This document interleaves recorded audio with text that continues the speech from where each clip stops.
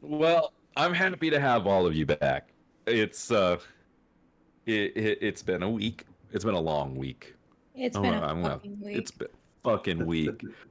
But we get to play Dungeons and Dragons with each other tonight. And you know, it's a really special night of Dungeons and Dragons because after meeting together as children, going through a number of different we're going to call them developmental journeys, um, you all have the date has finally come where you have all agreed to return to Suyu, and see what fate has in store for you all. So we're gonna start with one who do I want to start with? I had decided I was going to start with Jethro because Jethro probably would get there early to hang out with his family. Yep. Is my guess. And so Jethro, you've been in Suyu for a little while. And you have sent out all of the reminders, the save the dates, if you will, for this. You've heard back from a few people, like you expect Bindu and Malia to show up. You expect, well, okay, maybe not Malia, but you definitely expect Bindu to show up. Yeah. You think that Bixies and Trey and Valeris should show up. They at least sent a reply that they got your message. They had kind of a shaky response. Like it kind of depends on their like monster hunt if they get there in time. But they did say that they were going to try to come. Malia, you never really heard back from her, but you very rarely do. Oh wait, no, sorry. I want to correct something I said. Valeris, the reason why you know that Bixis and Trey got your letter is because they told you that Valeris isn't with them right now. Right. Right. Right. Right. Right. Right. Didn't know that. Left. Is this a right with a wink? Look, I learned it this morning, okay? I'm going with what I learned this morning. Whenever Summer sent me that message. Hold on, let me double check. Nope, Nope, fires on the Sent it hip. at 8 o'clock apologize. last It night. was yesterday.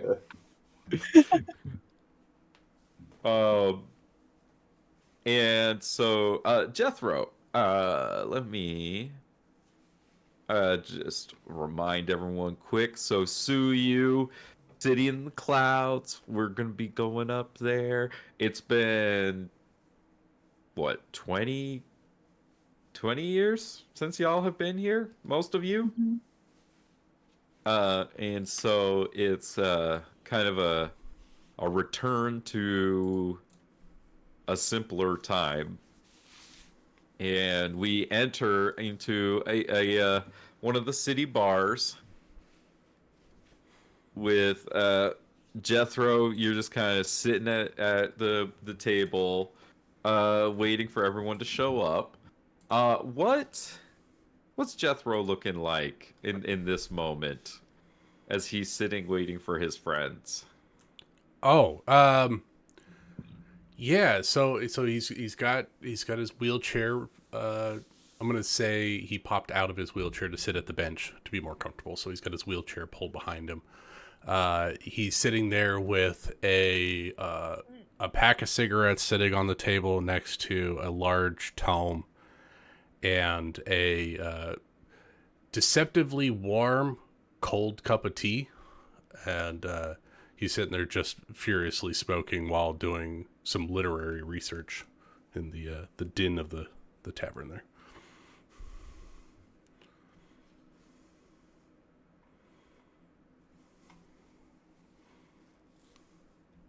Just chain smoking like you're in the 70s. 100%. Okay. All right. And as you kind of sitting there, the bar, one of the servers comes over and kind of looks at your cup and says, can I get you anything to eat, dearie? You've been here a little while. You're still expecting, people to come. I know the sun went down a little bit ago. Oh, yes, I am. I am expecting them to come still. Uh, my friends wouldn't let me down like that. If you have fish stew, I'll take some of that. It's starting to chill off a little bit. Absolutely, coming right up. Thank you. I guess. Do we want to roll to see what order everyone shows up in, or does somebody want to be first? I'll go ahead and shoot my shot real quick. I just realized whose token I don't have on this map. 1 second. Of course. Which token should I be using? If I can just drag that one. Did that? Should I do this one? Should I do this one or actual Zyzer's? The one I've got on my character sheet on Roll20.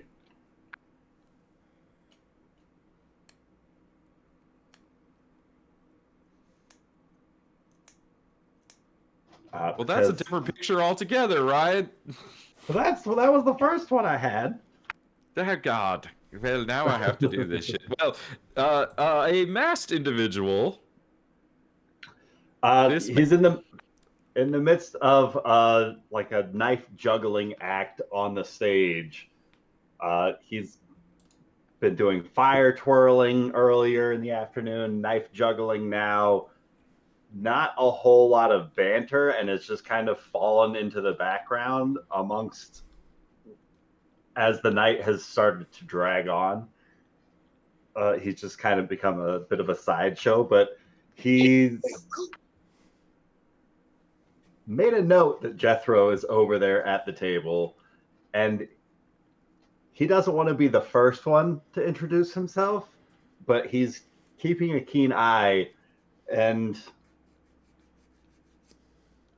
he's probably been doing this act for from half an hour to an hour at this point or so. So he's been up on the stage for a little while. But he will gesture over to the bartender to send a round of drinks over to that table that Jethro is waited at.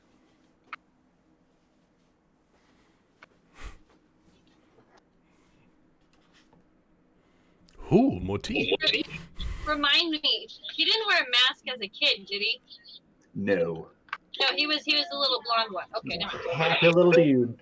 The Super Saiyan. Just a little.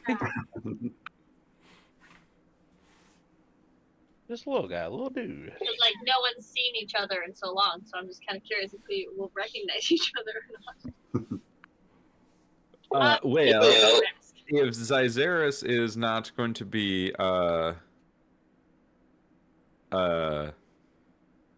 talking to Jethro, who's coming in that is going to talk to Jethro? Nobody would touch Jethro.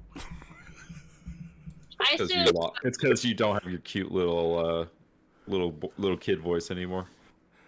I assume Bixie's and Trey would probably walk in together, so I don't know if he's Betty.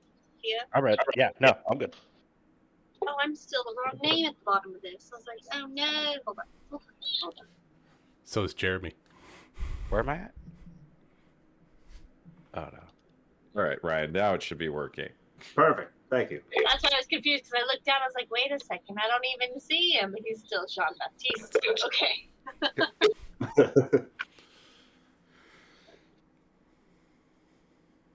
Hey. There you go. I have to go to the bathroom really quick. BRB.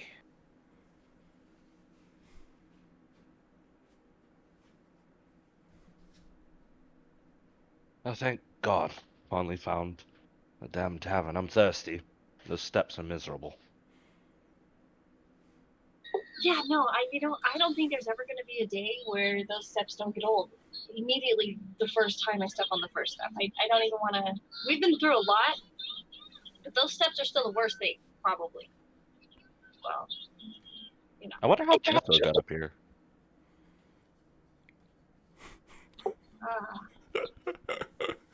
I guess we're gonna find out, aren't we? She'll slap you on the back and walk into the bar. I'm gonna follow you in.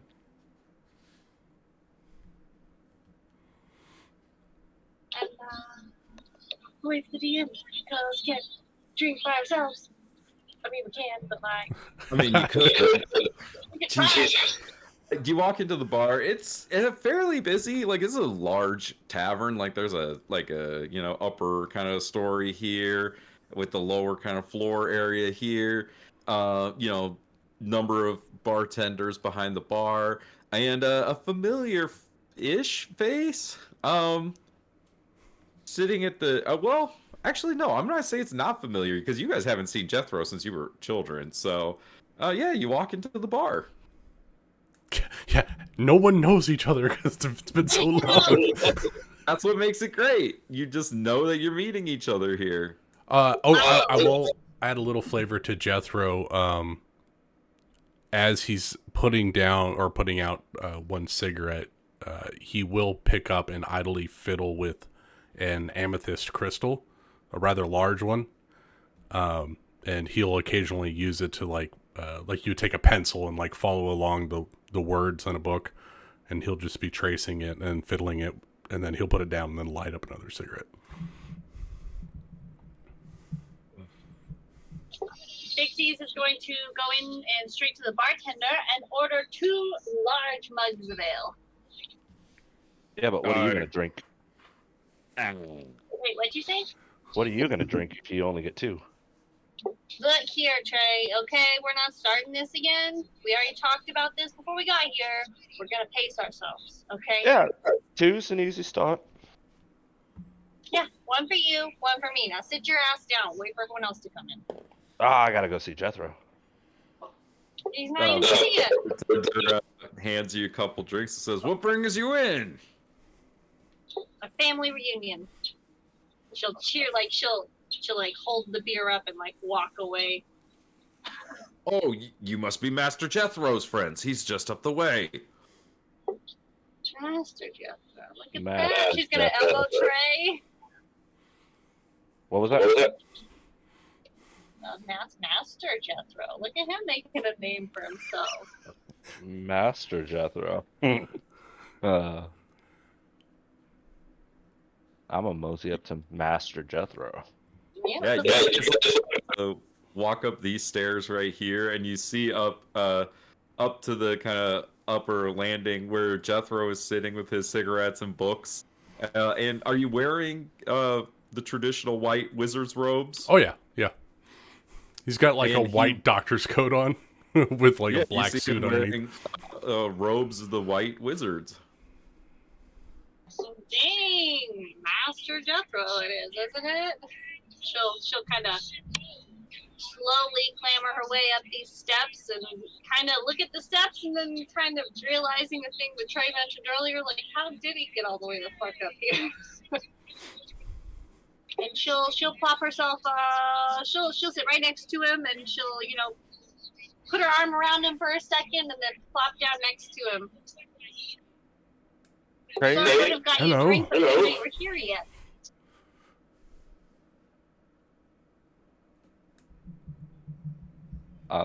Trey's gonna get distracted by the strange individual juggling knives. Just, can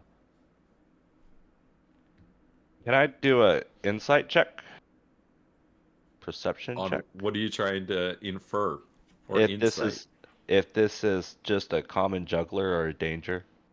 Danger sense, pretty much. He's, Yeah. You could Threat make an assessment. insight check. yeah. Vibe check. Yeah, vibe check. Murder clown?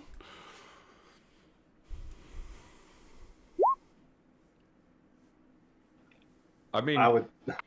it seems to come off as genuine talent. I'd say you definitely notice him paying attention to Jethro's table. He like he doesn't continue to look back at the other tables nearly as often as he's looking back at that one. Especially since Bix has sat down. Then Trey's gonna walk over to the table, lean down and give Jethro a hug and kiss him on his head.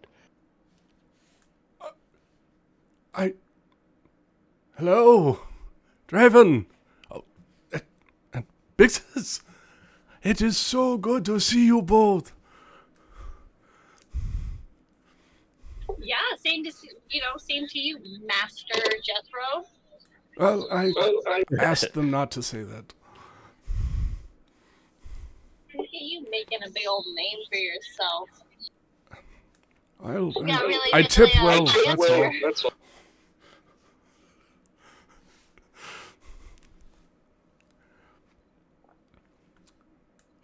Jethro closed his book and set it aside.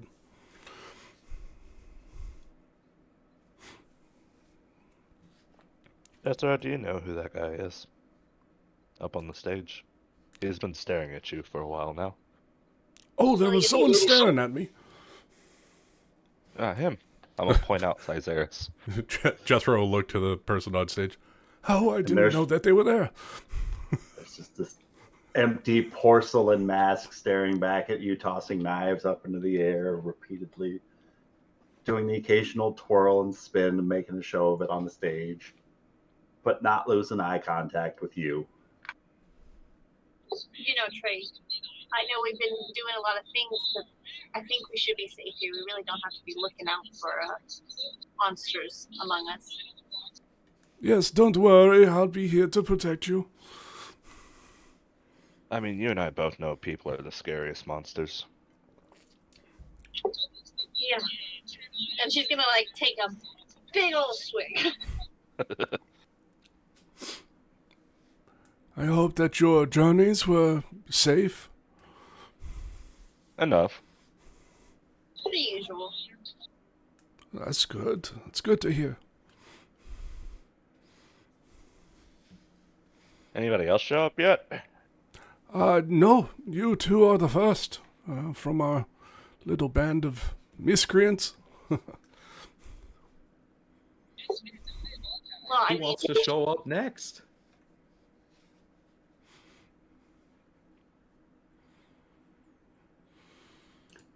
But the two of them sat down at the table. After making eye contact with Jethro, the guy performing on the stage is just going to slowly, continuing to juggle the knives, walk down from the stage and continue approaching that table. Ooh, tableside performance.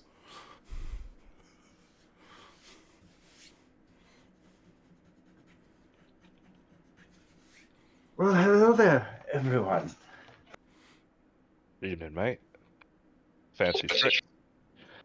So what brings you all about into town then this fine evening? Enjoying the show? Now that I have seen it, I am very impressed. You are very good with those knives. Years of practice, that's my secret. Well, I think we're all here for a reunion of sorts. A bunch of our friends are supposed to get together, and I think we had a quest of some sort to accomplish. Reminisce of the good times. The before times. Well, I'm glad to see that you all took your duties as keepers of the light as seriously as I have. Hello there, old friends. I might look a bit different now. The years have not been entirely kind to me. But it is your old friend Cycerus. And like the knives just plop, plop, plop, like sink into the tabletop as he takes a deep bow and then slides onto the bench beside Trey. Good to see you, mate. Shit. Why didn't you say something, Z? Well, it would be awkward just standing here waiting alone with you. I'm not awkward at all. Not you, I mean. I don't like people watching me. Right. Yet you performed in front of everyone. And you didn't look that way at all. I was busy reading. I'm sorry. It's kind of the point. It's been mostly just blending in as of late. I used to be a circus performer for a spell. I've spent the more recent years out of the limelight. Why is that? Well, I mean, draw too many names of the wrong attention and you start to get the attention of the wrong kinds of friends. Ah.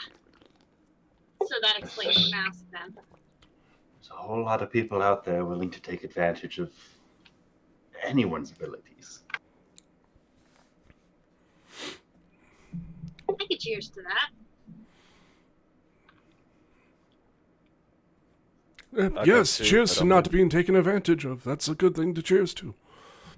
I suppose I can drink to that. I would, but I'm empty. See, I told you, one wasn't enough. And I told you we're going slow. We're not going to have a repeat of. Well, just name one. I'm gonna hold at out my that- mug. At that Sure. moment, a Monsieur Bindu, I'm gonna say, walks up to the table and plops Did he another come cup back? down for you, Trey. Is he back? Did he leave? Did he BRB? He Oh, my BRB. bad, not Bindu. That would have been Bindu, Where come did he back. go? I just saw him. would have been a very cinematic one, but instead it's gonna He be walks in and he's like, nope. Nope. Turns It's No, around. gonna that's be- just a hot NPC. That's somebody else. it's gonna be your old friend Valerius. Valerius and well, two people enter actually, Who? and Melia. Oh, well, you didn't tell me that part. Shit's happening on the fly. Well, I Whoa. was supposed to tell you that part. That's one I do know. This is not the right Melia token. Oh, there's a different Melia token? She's There's evolved. No, different that's Melia right. token? Art, it's just not the right literal token. Yeah, it doesn't have Yeah. her name or stats or anything Yeah. on it. It's just the image. Jethro will actually try to brace himself up a little bit to get higher, and he'll wave at Melia. Melia's currently wearing a cloak and an eye patch covering her green eye. And she'll sort of nod in your direction. And tap Valeris on the shoulder.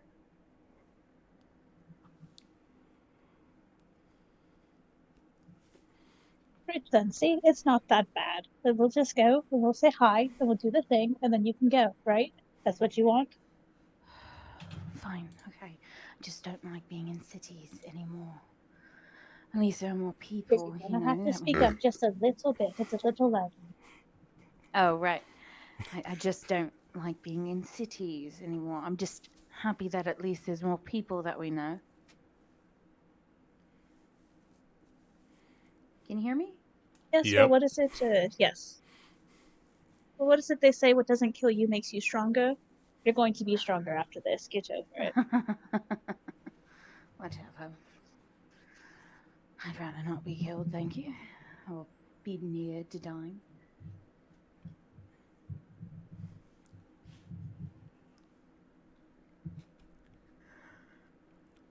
I suppose I as can Valeris- move to make room for everyone. No, you stay there. Moves. I will gladly stand, and Melia could sit somewhere. There's plenty of Yeah. spaces on these benches for all y'all. There's enough for 6. I'm not and gonna there's have one you- person that doesn't get to sit. I'm not going to have you stand up again. Last time that you decided to stand up for a long time, you nearly twisted your ankle because you were so tired. Sit down. Jethro will wave a hand, and his wheelchair will roll out, and someone can sit in this if they want to. No, we'll just share a bench. Thank you. There's enough room.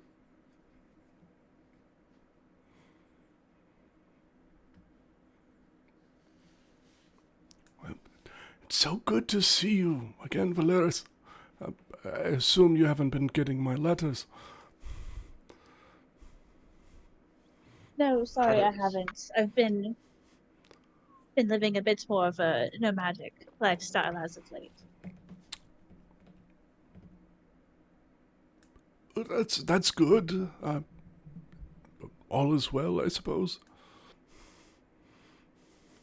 Still part of that I mean, I'm not monster dead. hunting guild. No. No, she left that a while ago. If I'm wrong, you can correct me. I'm just making assumptions. No, you're very correct. It's good to see you alive.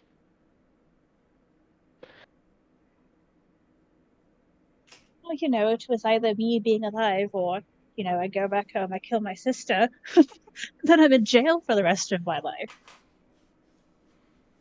Damn. I'm gonna usher for another drink. What happened with your sister? We don't. She kind of glances at Vix's, and she just kind of shakes her head a little bit. We don't really talk about it. It was an unfortunate accident. Yeah, now that they mentioned sisters, Izaris, Fire isn't here.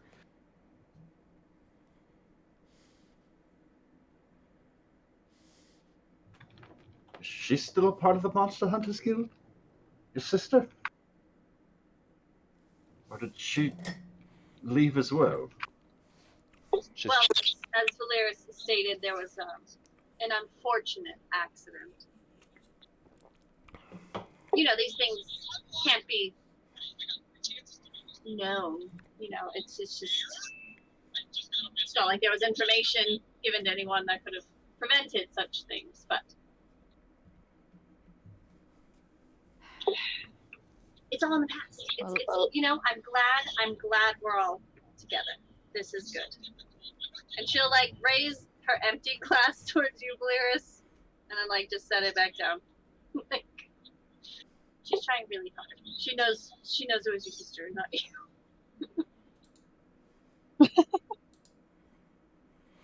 A lot of accidents seem to follow us around, right? Aye. Yes, accidents. Precisely. That's what everything is. An accident.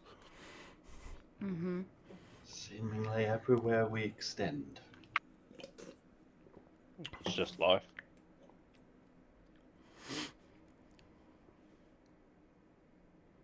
It's miserable, it's dark, but some good moments. Some good beers. And some good people occasionally. But it's mostly shit. It's something.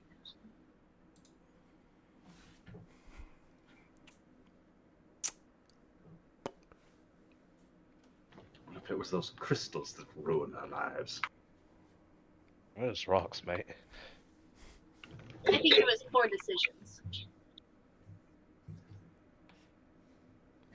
There are magics out there known as curses that can afflict those, even from just the slightest touch, that can have long-lasting consequences on the lives of those that behold them.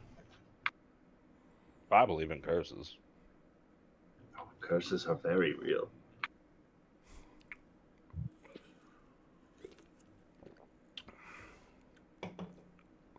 Bartender comes and brings you all another round. Hey, thanks. Perhaps maybe just one round of a little bit something stronger.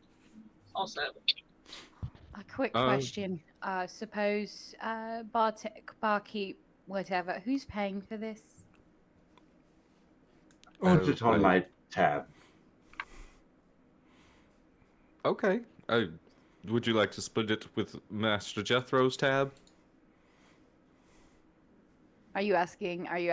Is he asking Melia? Like, yeah, she like turns to Jethro and is like, "Am I splitting it with your tab, or am I just putting it all on his tab?" I will cover it today. Don't worry. Zai, I appreciate it, but I have already paid forward for the evening, so it's on me. Much appreciated, Master Jethro. Oh, In God. that case, if he's paying for it, we'd like to have an English breakfast, please. Beans, ham, eggs, piece of bread. Just the whole thing. 2 plates, please. You've been traveling a lot. Mm-hmm. Would you like a room as well? Would that be on Jethro's tab? I mean, you're more than welcome to stay at my family's house. Where's your family's house? Further in the city or outside? It's like close to downtown. Yeah. Is So- the inn in the middle of the city or towards the or? It's You would be closer to the towards edge the- than Jethro's family is. We'll have a room tonight to sleep in. How much for a room? Don't worry about it. Thank you.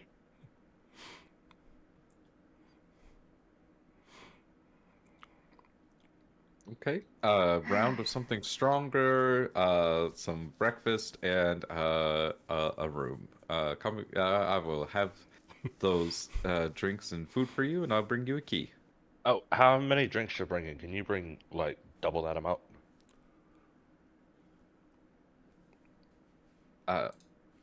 So you want He can have mine. That's okay. why don't I start with the round of the strong stuff, and then I'll bring more drinks. Just we'll just keep it on the master's tab. Thank you.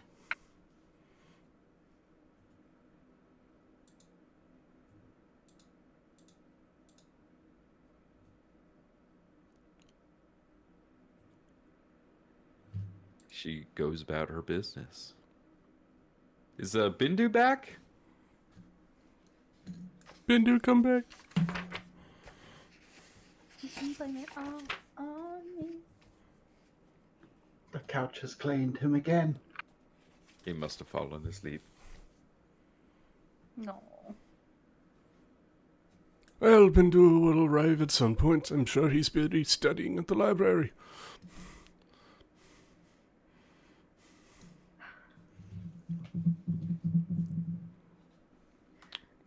So, I know we were supposed to meet here eventually, but care to tell us why or what we're going to do here, or is this just sort of a courtesy call? I wouldn't call you all for no reason. So we were requested by the crystals to be back here in 20 years, which is now, within the next couple of days, I say. did you tell us that you could talk to the crystals? No. Let that slip a little bit. You, Malia, and Valeris all talked with crystals. Yeah, that's right. Was that something that was said to the group? Like, with just common knowledge? I guess. I would assume if you read one of Jethro's letters, it was. Anything in game up to this point is common knowledge. Okay, I just want to make sure. So there is that, and also I've been longing to be around you all again. It's been far too long. It's just been me and Bendu, and quite frankly, I'm tired of looking at his wonderful physique. He does have a nice ass. Trust me, Shut I up. know. It's at my eye level all the time.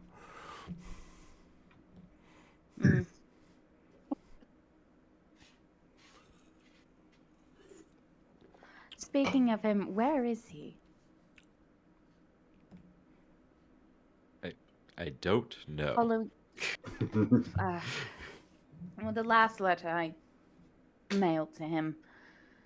I got a little short of a reply, so I was hoping to see him. Knowing him, he's probably looking at a leaf. You've been talking to Sometime. Bendu a lot? Yeah, I have. 3 letters since I last saw him. Why? That's like one a year. He- Well, I don't know. I kept in contact with Valeris, Bixus, and Fire ever since we were kids, but I haven't seen you guys in years. It's neat that you came in contact with each other. Yeah, right. Contact.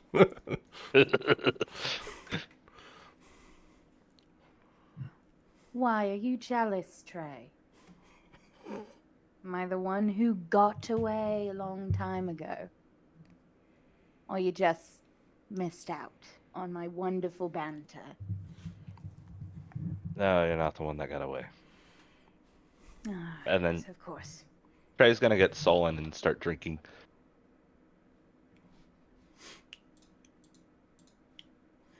Anyway, I haven't really been keeping up with you. Everything I know is from Valeris, but care to fill me in on what everyone's been up to? Whatever Oh wait, I became think of that we already did. prick of a brother of yours? He's He dead. grew up to be a governor. Oh, Oh, my apologies. he's a dick. I don't No, know if he's he a deserved fucking- that. One of the fucking Jethro, pricks how is do you dead. react when she says this? Just out of curiosity. That he's dead? Yeah. No reaction. Mm. Yes, he met an unfortunate accident of his own doing.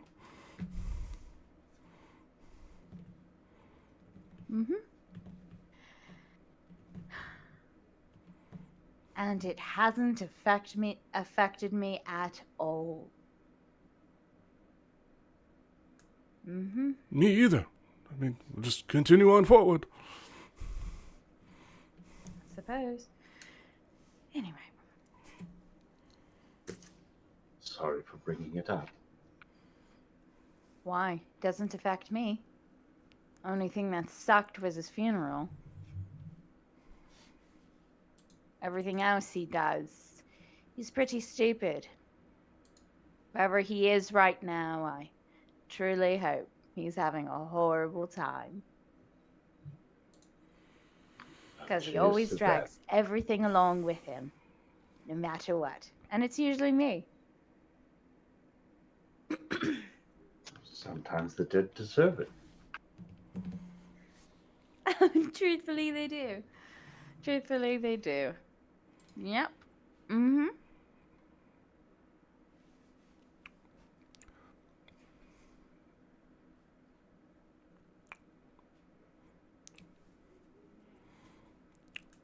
So something Well. stronger than you. Yes, of course you have to listen to it. Oh.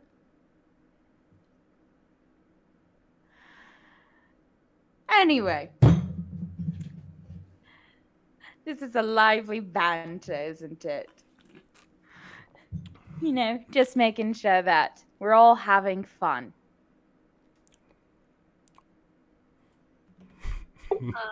Speaking of fun, how's your cat doing? Yeah, itty bitty. Oh wait, that's right. Your mother was over in where was that when I was attacked by the the lizard. Lizard. You on tea, Oxygen. right? Yeah, the Yuan-Ti. God, when I started traveling and I went down to Corshon and then my brother died, I started traveling, so now he's I gave him to the bar that we had there, so he's happy. He's happy. I occasionally get letters from her, and she sends me pictures. Sadly, I'm glad they haven't made an adventure again. I heard that was quite the time.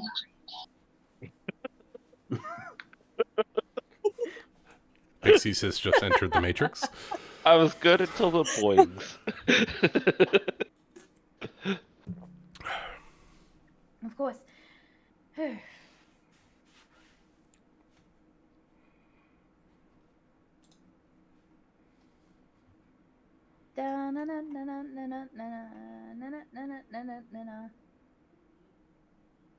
Is Bindu back? Bindu, come back. About that time, you see Oh! Bindu walk through the Hey. door. Oh, Oh, she did. Let's go. Kicks open the doors. Boom! Bindo's here. Abs are flowing. He's got an 18 pack of abs. abso-fucking-lutely. Wait, that's been too? They can articulate doorknobs. Everyone, I apologize very profusely. I was at the, at the tavern 2 streets over. I was just curious where everyone was. I sat there and didn't see anyone, and then I realized that I had forgotten the name we were supposed to be meeting at. I think I must have gotten distracted. Something about work, just... Anyway, so... No, not at the Twin Peaks. We're at the Twin Carts, so... My apologies.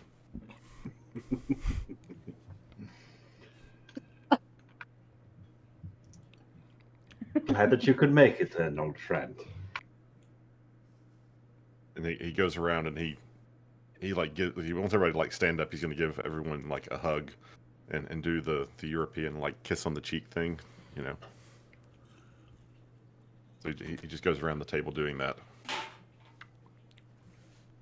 I would hug you, but I see you every day. Over to make room. That is no reason to pass up a greeting, friend. I kid. Bend down here.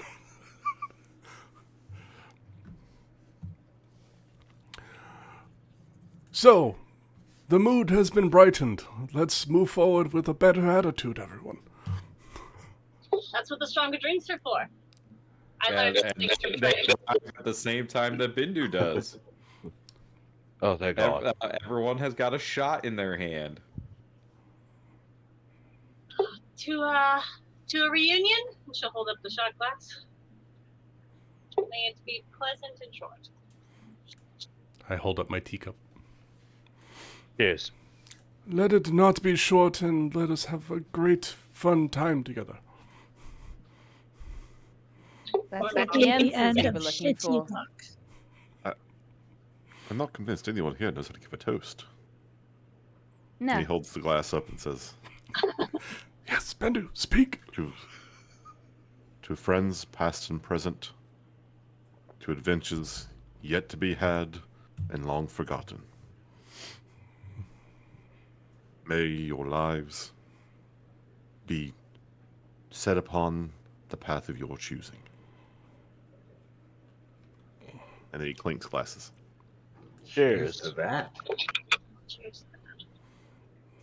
Is Bindu wearing the traditional red robes?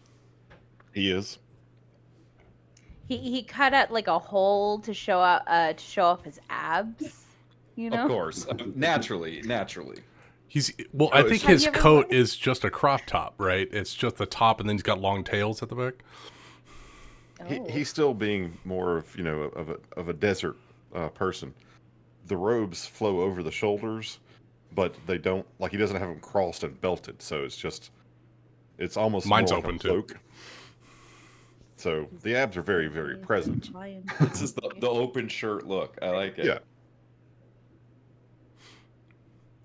I would say, actually, I think that Jethro doesn't have any physique, but he is, with Bendu, it's like our traditional garb is like deep V-necks for like the guys' shirts because they're open and flowy, so Jethro would have like an open V-neck. No one's asking about Jethro. No, I'm just kidding. I'm kidding. I don't have much below the waist to show off, so gotta show what I have. And I do apologize for disappearing. I had a work call I had to take. That's all right. Boo. Melia, you seem a little stressed. Can I offer you a cigarette? Of course, yeah. I just don't like big cities because a lot of people are around. I understand completely. I too like to get myself lost from time to time, and I'll hand one over to it and light it for her. This one should ease you a little bit. This is called the Mystic Mists. It'll immerse yourself in an ethereal essence of the enchanted forest. The blend captures the essence of woodland magic with the flavors of moss, wild berries, and the whisper of forest nymphs' laughter. Hopefully it'll ease you a little bit. Especially in the city. In the middle, as she's taking a drag, she's going to just immediately cough it out. just to make sure this doesn't make me sort of lose my mind a bit, like I'm still able to concentrate. I'm not going to. Okay. Do you want it to lose your mind? No. I'd rather be in control of my mind. Thank you. Okay. No, it is purely just enchanted tobacco to invoke a certain geography. All right. Okay. Well. Bindu, I sent you a letter a couple of weeks ago. What have you been up to since the last letter I sent you? Well, I have taken quite an interest in what you described. It has been something that I have attempted to research, but certainly the one from 2 weeks ago, I was already traveling here. I had limited opportunities to look into it. The ones before that, I had more time. Of course. Okay. Well, at least you did better than, well, Alfred. But he's dead now and unable to do anything. Because, he's an asshole. He forever is. Nothing good came from him. I have also spent much time thinking back on what happened during the Testify Sorcery. Creature we saw. I do not yet have answers, but I will understand who and what it is, how it got where it got, and what it has done to us. But that is discussions for another time. This is a reunion. This is a gathering of friends. At the risk of prying myself where my nose doesn't belong, you are amongst the company of those who have been in amongst some of the strangest creatures about this world. When you involve the monster hunters here and the circus folk, all sorts of corners of the world that we've traveled to, we've seen a fair number of strange things. Perhaps we might be able to give some assistance. I'd rather not share. It's just something between me and Bintu. A long-standing family secret. I had to specifically ask my mother and uncle to let him into the fold of this knowledge. I just don't want anyone to, be hurt by it. Or, yeah. I'd rather keep it close to my chest, if you don't mind. Nothing dangerous. No monsters that I can tell. Understand. Just something really stupid. I respect your privacy. And Mr. DM, do you have a picture of the dude that sort of took over Alfred there inside the The Nightmare Whisperer?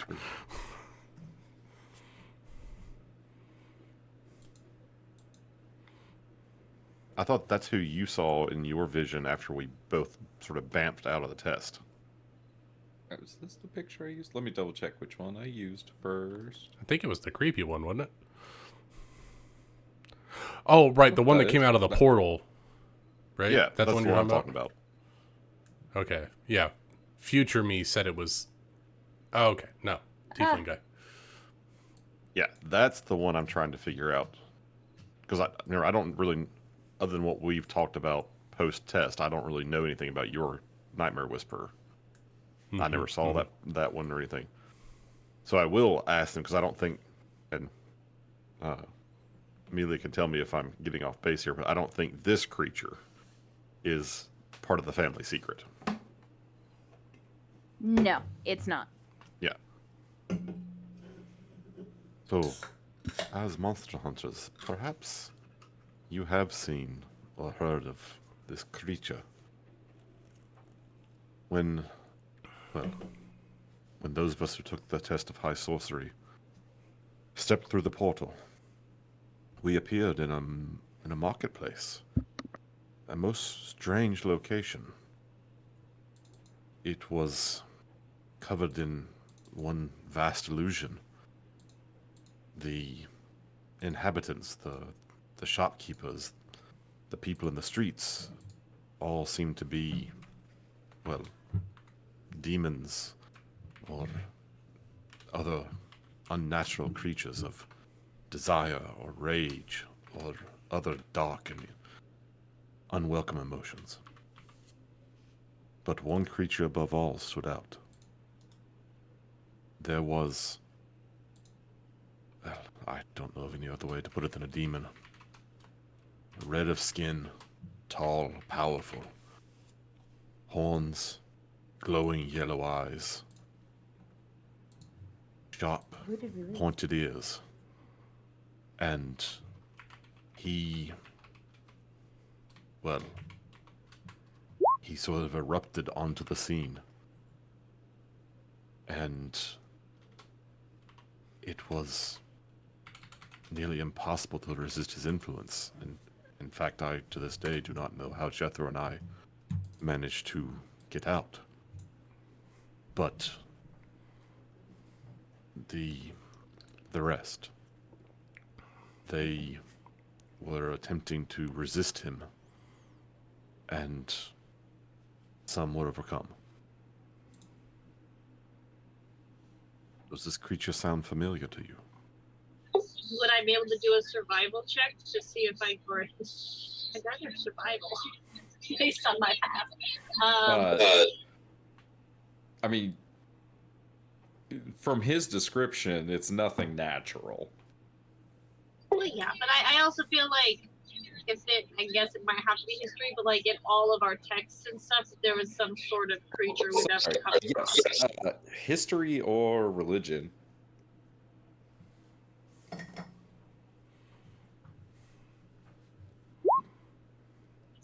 Oh, not bad. Oh, Pretty good. I mean, it sounds like, yeah, the red skin and the horns and everything, it sounds like a devil or a demon of some kind.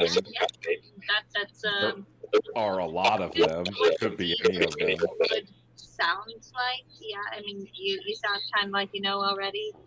I mean, if you're hoping to get like his name, I I couldn't tell you. There's many of them in the world, unfortunately. You know, it's not like we live in this beautiful world with zero demons. But yeah, no, you sound like you're right on the right track. Right on the right track.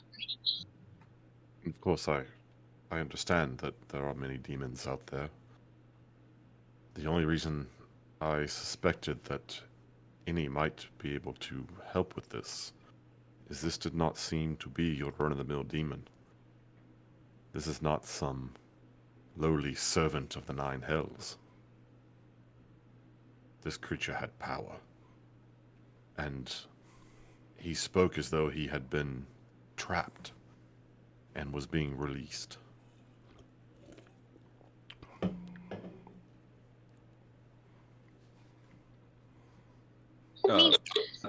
By the by, I just want to insert some things here. As Bindu's saying this to you, Big C's, you're looking into his eyes, and they look different.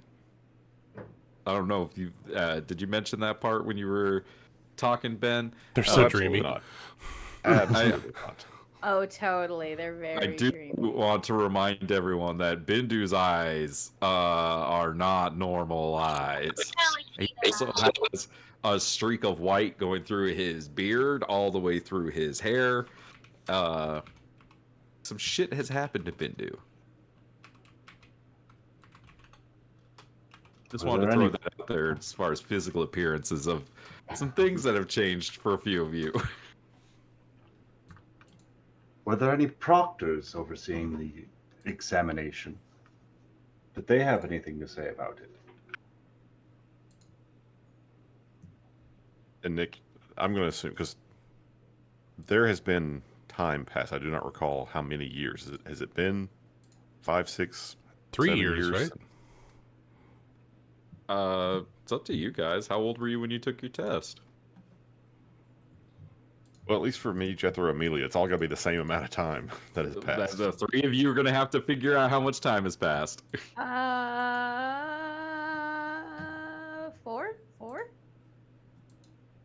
Okay, 4 sounds good. Sorry, time escapes me.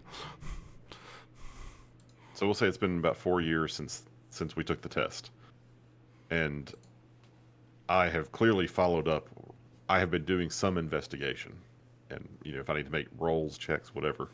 But since that time, I have definitely been trying to learn more about whatever that creature was. Because the way I recall the session, it definitely sounded like this was something that was escaping, that it was being loosed upon our world, and that for whatever reality was represented in that moment, in that place, nothing good was going to come out of that creature getting out of there. Okay, so question. Did you say it got released? Like you think it was already released, or that you're afraid that it's going to be released? Well, if Bendu and I believe it is the same person that I was talking about earlier. I don't know if they were able to get out of the pocket dimension during the exam, but they certainly were able to get out of where they were trapped before. Okay, so then I guess my next question to the DM is, in the last 4 years, have there been any more than unusual, like there's always the usual unusual things, but like any instances, like any jobs that the Monster Hunters Guild maybe had that involved something that was a little bit more out of the normal realm of unusual? Not where you guys were, but then again, you also have been singularly distracted with your information gathering.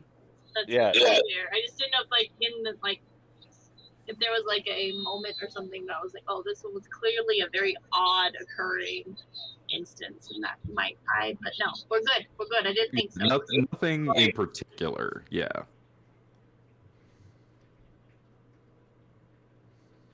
Yeah, Bindu, I mean, like, I hate to tell you, but I haven't heard of anything super out of the ordinary. I mean, I'd be happy to reach out a few letters and see what's across the other guilds to see if there's been any unusual activity that may have happened. Yes, of course, that would be wonderful. Finding more sources of information is, well, it's one of my favorite pastimes. But I have spoken long with the proctors, with our teachers. The test of high sorcery is a strange magic of its own. It is both real and unreal at the same time. It occurs, it has, for some, dire consequences. For others, it is merely an opportunity to show their potential. It happens in these pocket dimensions to contain what might be discovered about the testees. And yet, somehow I feel that this creature,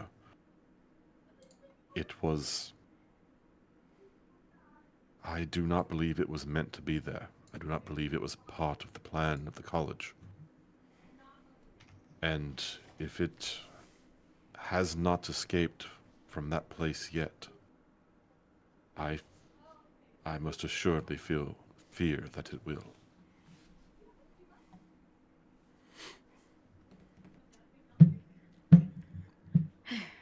Well, my brother just has to ruin everything, huh? Well, actually, it wasn't his fault. Really? No. Because from what I heard from Bindu, Idiot decided to, cast a really large spell would have killed you all. And then just Precisely. thought, But that's not the reason why this entity came out. I mean, he was surely going to kill us, but that's not correlated. Then why did he come out? Some stupid goblin was trying to bring their god.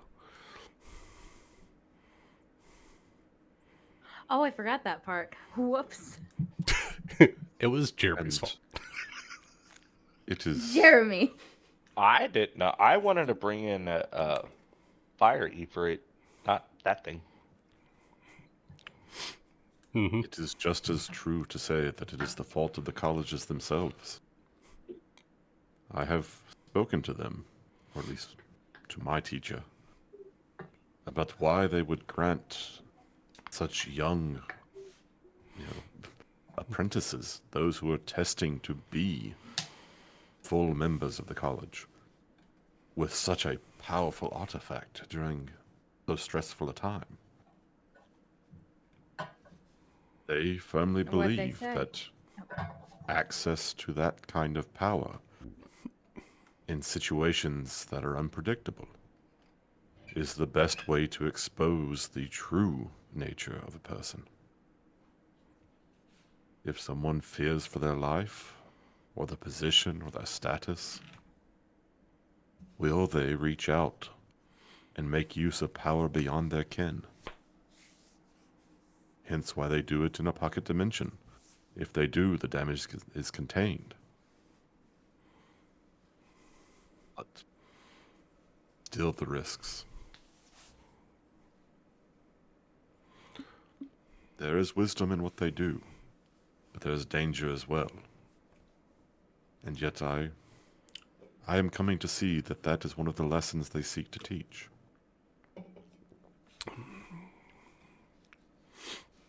Yes, with great power comes great responsibility. Jethro, that is both eloquently succinct and pithy. I'm not very good with words. I'm sorry. I personally think I said it better, but yours did. works. Yes. DM, with the... Hold on, I have to kill one of your aunts or uncles really quick. Okay. That's fine. Per letters that I have received over the last 4 years, can I correlate timelines of the Fury Horn incident and the other dude, the fucking the Monster Hunter guy. I don't have his name.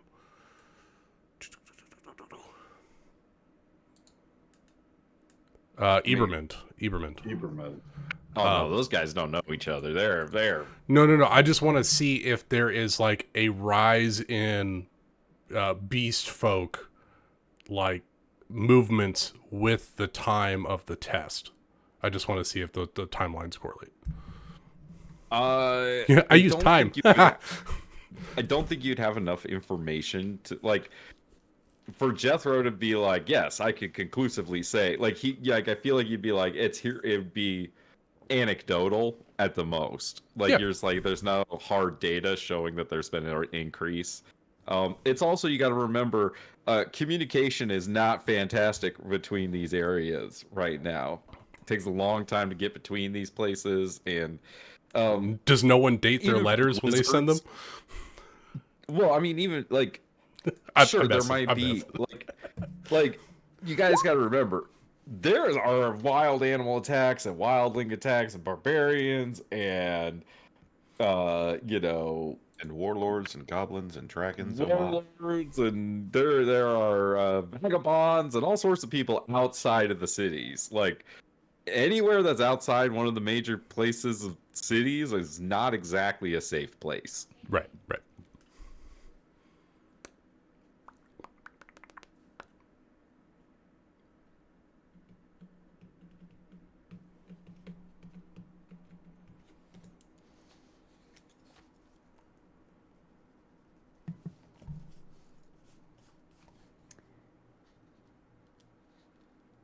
So, what's our itinerary like? I know that we met in a bar, but what else do we have to do? What else do we want to do? We're in Suyu, right? To Jethro's point, you do have a date sorry. with Crystal Cavern at some point. If you want to go over there. Nobody should venture down alone. I've been meaning to go back.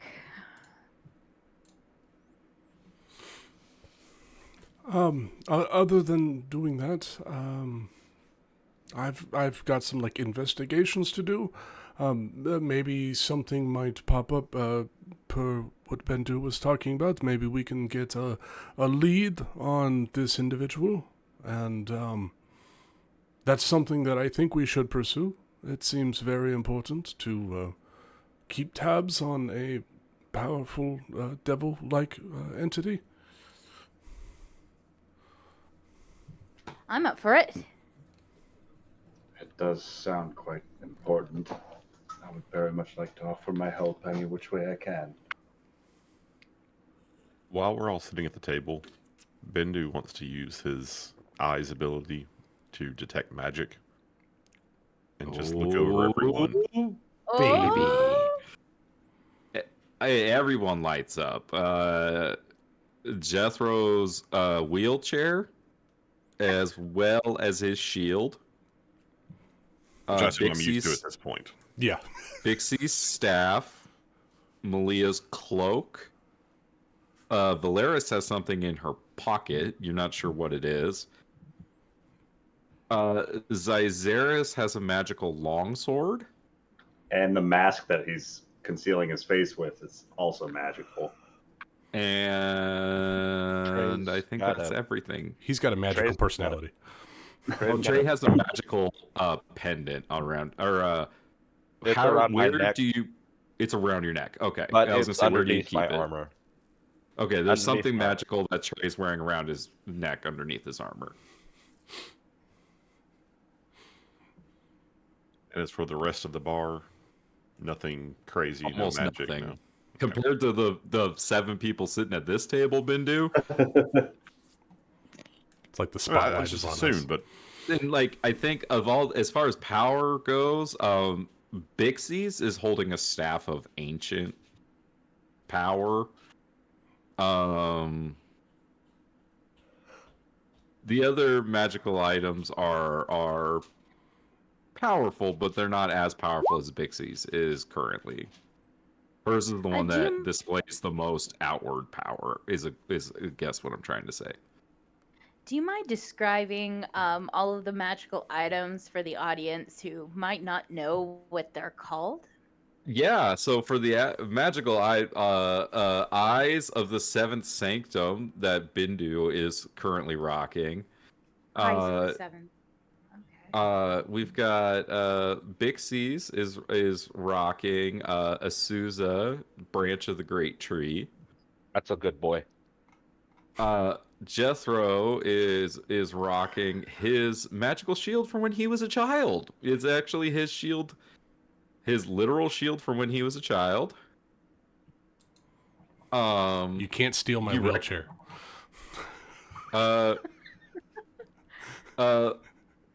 Is there a way for me to show just the picture that I have on yours without the text? Because you haven't. Hold on. I guess I have to. I'm going to move this text. I'm going to copy and paste it to the GM notes part. Yeah, there you go. And then I'm just going to delete it out of here. And then I want to save my changes. And then this should theoretically not have any text on it. Ooh, nope, just a picture. Just a cloak? Nice. Cool. Just a stolen And- wizard's cloak. Just a stolen wizard's cloak. I Mhm. Don't worry, it's not one of our order. It's okay. I don't have a magical item made up for Trey. Valeris's is in her pocket. I also don't have one made up for that. Zyzeris Mine's just a gold pin, is right there. like a Oh, gold the pendant with the jazz. ruby in the middle.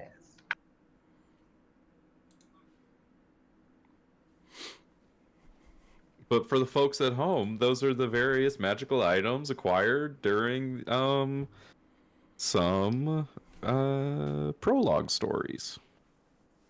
Okay, Nick, I gotta be honest with you. I didn't write down any information on the cloak, so Yeah, you don't have any information on the cloak. yeah, that's why. yeah, no, it worked out perfectly. Unfortunately, no information.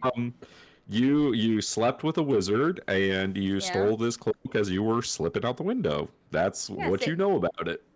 It- And you it know was that it cold. saved you and Bindu from a lightning bolt once. That's all it's done. That is all it's done. And you have no idea how to do it, or how to control it, or how to use it. If I had a jacket that saved me from lightning, that would be my favorite jacket. I would wear that jacket every day. But these are the things that you see, Bindu. Your friends have had some various adventures. I mean, it's not like I can say anything. My eyes are magic. Huh? There's a whole Look, new y'all, story. some things are mysteries, and you don't get them with just identify magic, okay? Legend lore. Whoa. I would like to look at my cloak and find the secret powers that lie within. Okay. You read the how to wash instructions and on the back. Yeah. That's where all the You instructions are. search around, and there is no instruction manual. There's no tag. There's no nothing. But it One does more tell thing, me. Bindu, that you notice is like You see- Zytheris' whole left arm is an illusion. Oh. And like you see like cloaked away like a kind of like gnarled fist at the end of it gripping tightly to the hilt of the long sword. Still very Oh, tightly Oh gripping. my god. So this is a Monado situation. Ooh. What? Hold on, I gotta look this up now. I didn't get that reference. Who? What situation? No, it's fine. It's fine. I was fucking around. Does he do illusions a lot? So, Wait, who does? Minato? From Naruto? Uh-huh. Wait, the yellow flash? No. Oh hell, he's Obito, maybe. Wait, that's what Reverse's Flash's name is? Yabuto? No, No, this is Naruto. that's One Piece. Oh. Anyways, Pixies. That is a most interesting staff you have there.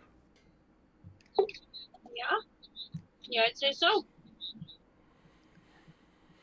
When did you arrive with that? It seems like it must be... Well, it must have quite the story to it. I got it when my sister died. Okay, question. Is this the first time?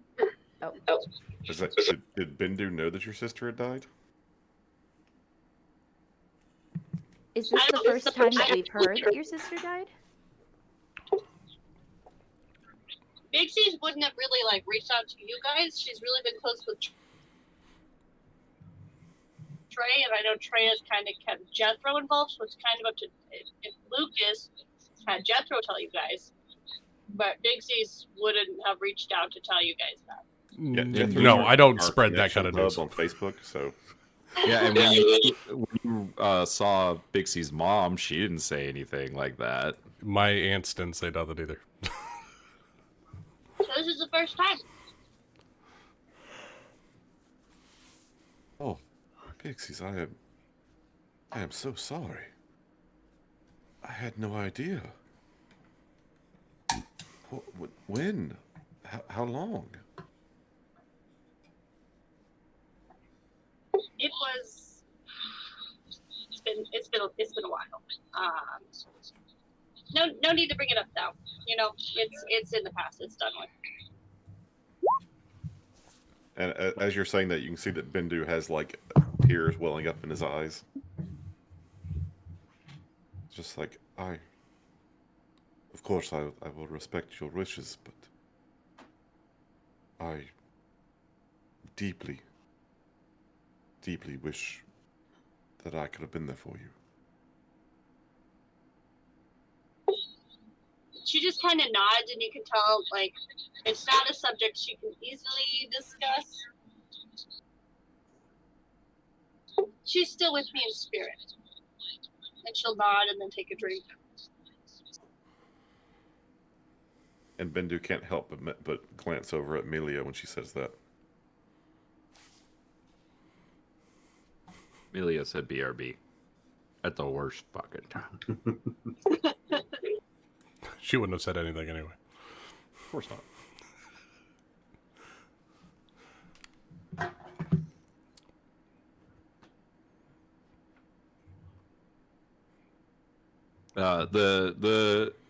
The serving person brings another round. Y'all have been drinking a decent amount, so you're starting to feel a little loose, feel a little warm. Their food is brought, and y'all are, you're starting to get a little into the evening. Melly's fucking trash. Trey, it just doesn't hit like it used to. We need a little bit more. Yeah. Trey, you even your dice rolls are saying you might have a problem. Oh. Starting to sound like Did not want to be here and have to deal with the conversations regarding her sister. Okay, wait. Jeremy, was that at disadvantage or advantage? advantage. I am a drunk. Hey, there it is. What? Man, but we're all getting trashed tonight, huh? You guys are very much for those that are imbibing, you are definitely starting to feel a little past buzzed and into drunk. I don't drink and drive anymore, so I don't drink. Melia wasn't supposed to drink, but she just kept vibing, man. He is now. She thought she was drinking water. She wasn't really paying attention. She was more paying attention to Bindu and what he's got packing. I'm sorry. Oh, it's okay. Bindu's making eyes at you. He's also I mean, feeling a little can you tipsy. tell if he's looking at you? I mean, his eyes kind of go everywhere. She's not looking at his eyes, man. I mean, everyone does notice. Something's up. Oh, between the two of them, the tension? Oh, yeah. I guys- blissfully am At some unaware. point, everyone actually notices them just stealing glances at each other, for sure.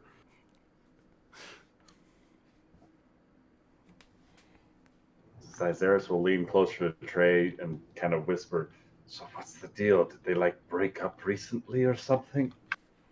They're together? I didn't even know that. Look, the way they can't stop looking at each other. Well, I mean, look at Bindu. He's a scrawny little kid last time I saw him. He's still a scrawny little kid. But some damn fine abs. Some damn fine abs. How many crunches a day do you think he does? 100? 100 crunches, 100 push-ups, 100 sit-ups, or I guess that's crunches. Pull-ups, push-ups, pull-ups, sit-ups.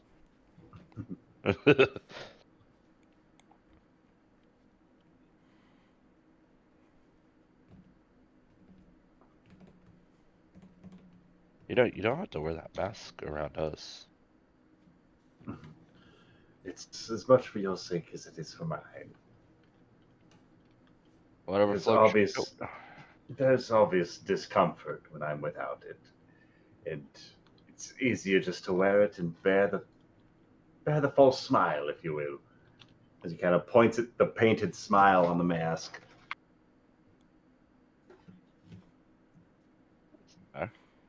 You were in a circus for a little bit, you said? For a short spell. You could say I was going through a phase.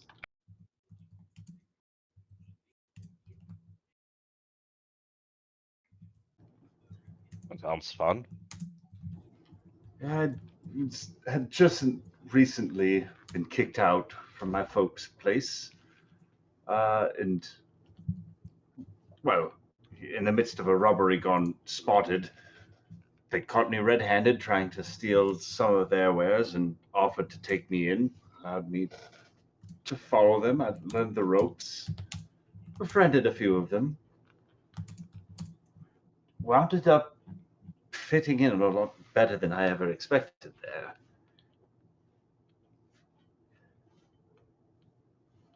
There's a lot of fine folk that end up scattered outside us in this world.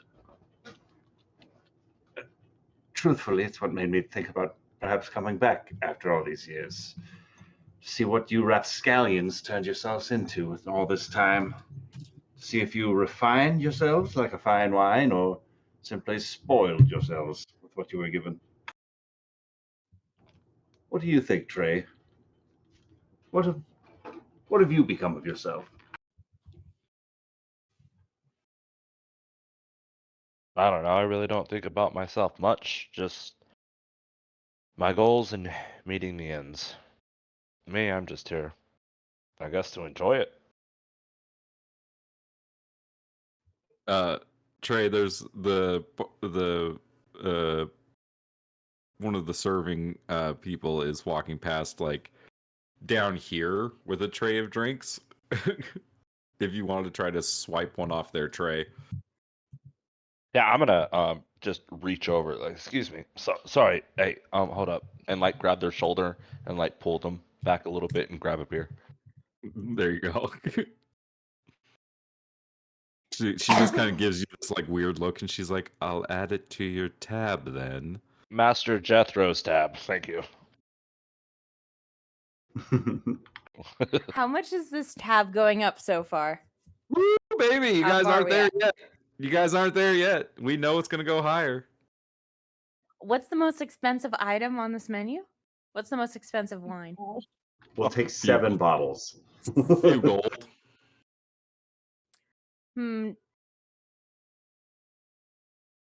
Melia, in her drunken state, will order the most expensive wine. Jethro, do you do anything? Because fuck.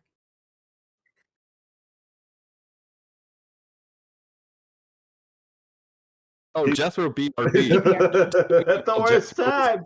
He- Bathroom. This is the time. We're all No, fine. no, no, no, no, no. He doesn't notice it. He doesn't notice it. No, Who doesn't know what? Jethro's using the loo. No, you know, she tells you, our finest bottle of wine is aged 20 years and is 5 gold a bottle. That's nothing. Do it. Just bring it over here. We're having a bit of a party. So...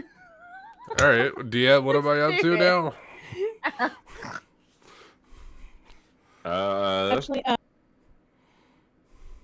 if heard Melia someone. orders that, Valeris will very quickly slip the waitress 5 gold.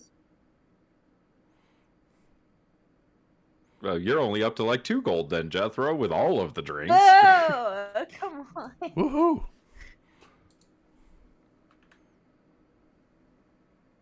Then we've got a lot of work left to do. I don't get paid very much, but you are my city. Oh shoot! This is your city. No, it's not my city. I didn't know that you ordered a city. Fuck.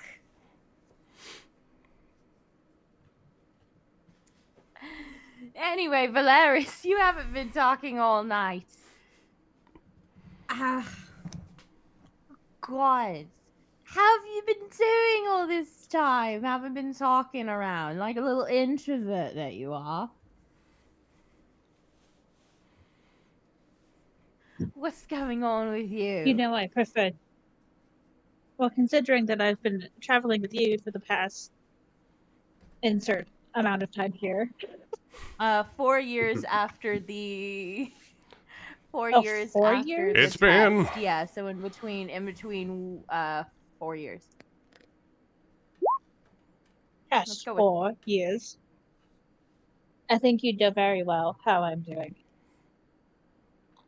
Can you fill me in? Because right now I got a ton of thoughts going through my mind. One of them is not particularly know. positive. And some of them are not very appropriate either, are they?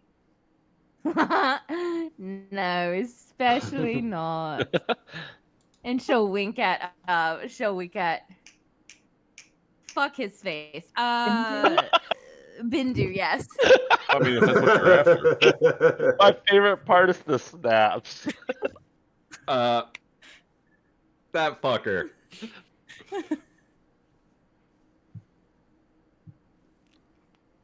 Fill me in. I mean, not much to fill in on. I mean, no, not much. Although I do have a very lovely collection of rings, and she'll put her hands out, and all of her fingers are just covered in like rings that obviously don't match. Some look a little bit too big, but she's kind of pinched them together to keep them on. But it's a very nice amount of rings, I think. Oh, Although you are a very good distraction, my dear friend. And she'll like kind of patronizingly pat Melly on the cheek.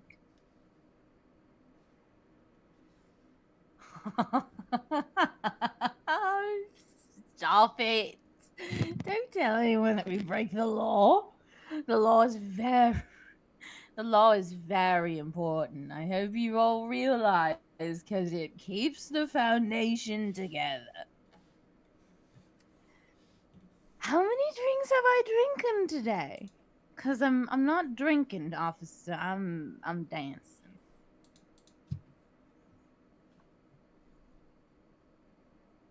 I think How you've many got has at she least had? Has she one only had one? more. She's probably had like 4 beers and a shot. Like, she's getting there.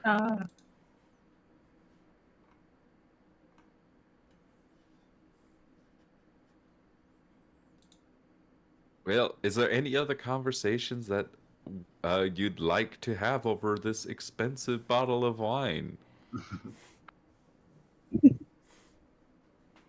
Nope. Jethro, how'd you get up the stairs? I'm sorry. It's been bugging me. Like halfway up the stairs, I looked at Bix.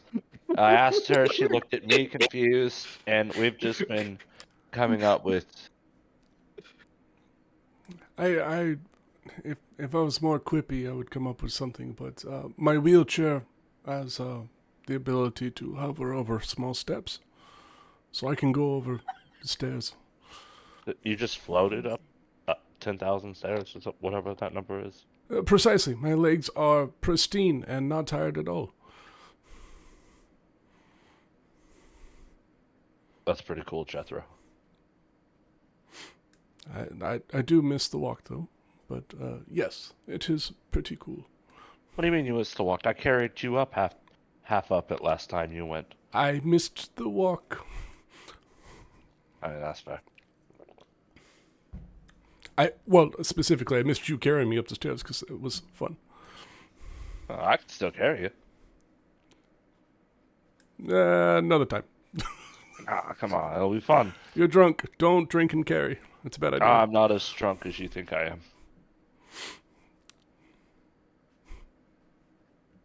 And you're not as drunk as I am. Sounds like a fine enough argument to me. Oh no. Oh. Trey, you getting drunk now? Wait, was that at advantage or disadvantage? That was at advantage. Yeah. His monk Aw, subclass damn it. gives him advantage on constitution checks for yeah, drinking, maybe right? we should Yeah. actually- You're definitely starting to feel it now. What are you trying to Oh perceive, my god. Bindu? I just How drunk ran Trey is.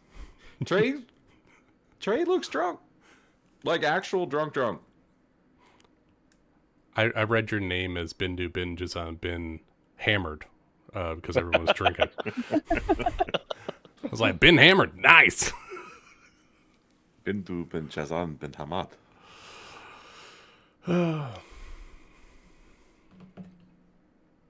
Bigsies will cheers Trey for taking it slow tonight because they held back. mostly him for her sake, but she was drunk a long time ago. Cheers. So are we going to the caves right now? Sounds fun. No, I think we should probably do it in the morning.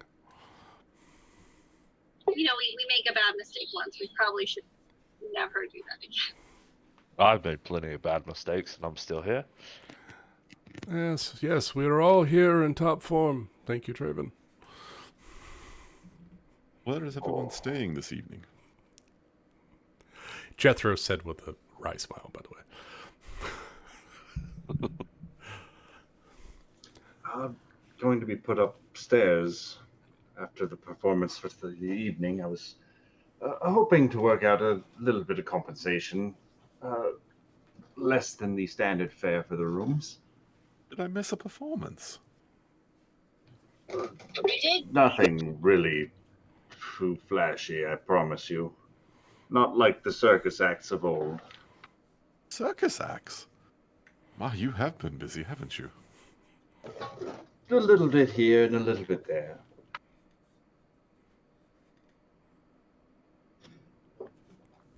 I Well, watched. I certainly see that much has changed about you.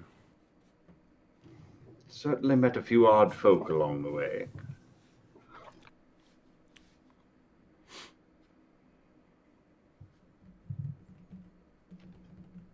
I can't say that in all of my travels I've ever seen eyes that sparkle quite the same way yours do, though, Bindu.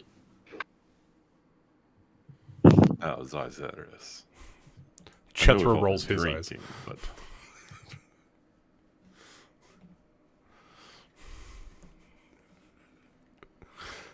there's no need to speak with such flattery. Well, I think I like the way you say my name.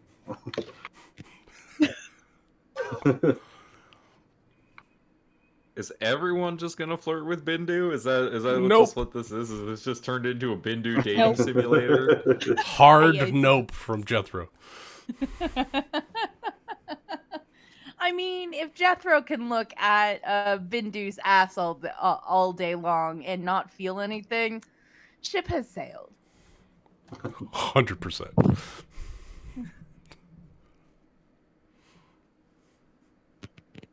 All right. So are you all going to enjoy getting wasted here in the tavern and then go crashing in Zyzerus' room for the evening? Is that what's happening?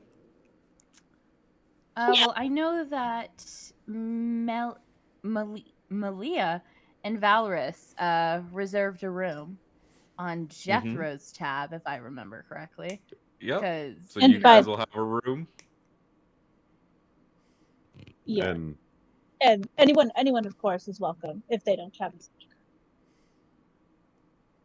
I guess what I'm asking is there anything else anyone would like to do this evening while you're all drunk and at the bar together? I'm gonna drink some more. okay, I'm going to take that question in parts. Okay. Is there anything else we'd like to do this evening? Yes. At the bar, no. While we're all together, no. While drunk, yes. Well, Oh, how by do the you way, plan to Trey, fix the I would situation like you want to re-roll that. find yourself in.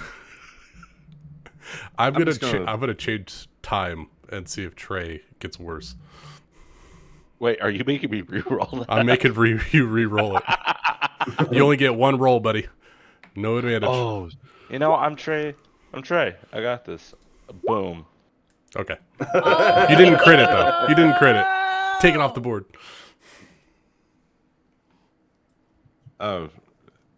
Bendu informs them that since he thought we were meeting at another location, he actually already got a room there.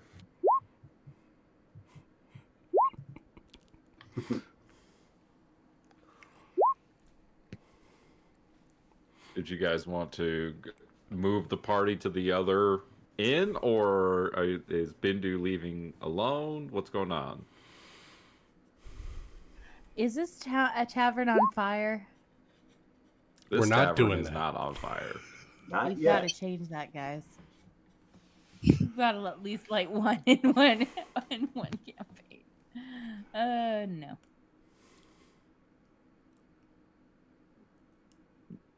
It's what Improbus would do.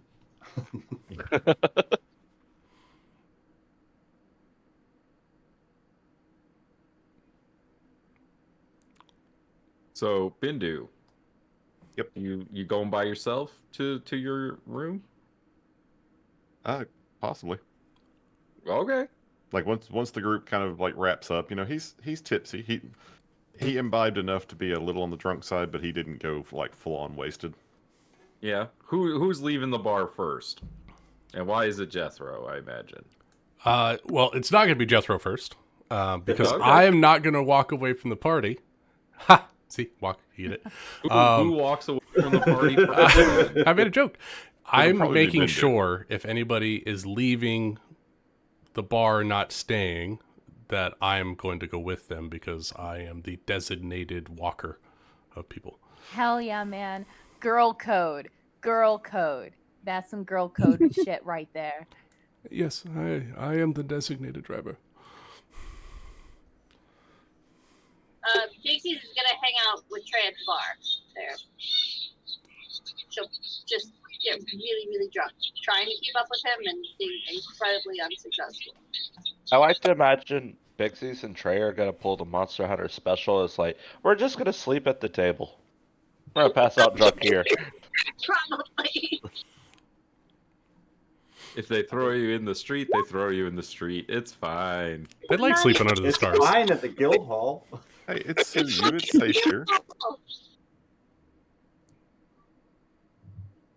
Is anyone going to try to stay at the bar and Before- outdrink Bixies and Trey, who they do seem to be drinking a lot compared to the rest of you two, or the rest of y'all? Maybe not Malia. Trey's topical. I'm that toxic friend.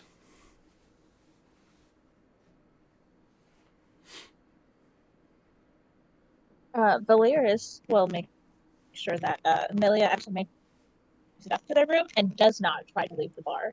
Because I imagine she'd just faceplant as soon as she tried to walk down the stairs. Oh, fucking absolutely. Go find nature and fall down 10,000 steps. Yeah, that's great.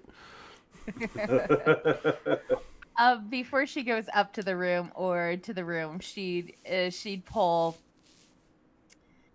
Bindu to the side and sober up for a bit and hand him back a slip of paper. You know my condition. I'd rather not until I find a cure for it. If you don't... Oh god, if you don't mind waiting a couple of... hopefully only a couple of weeks. Although, don't get me wrong, I've thought about it. I've thought about it a lot. I'm going to go up to bed now.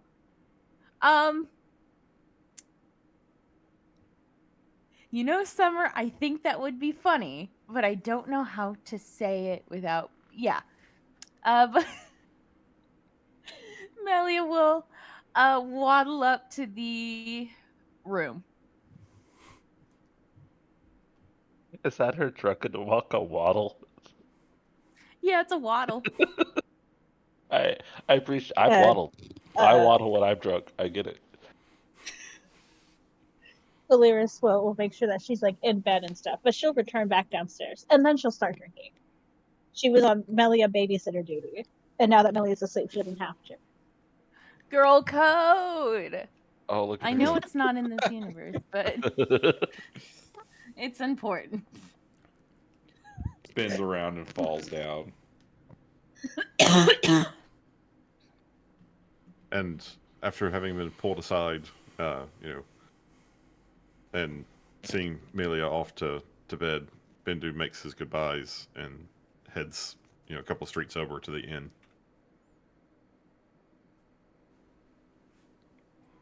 I'll escort Bindu to his room.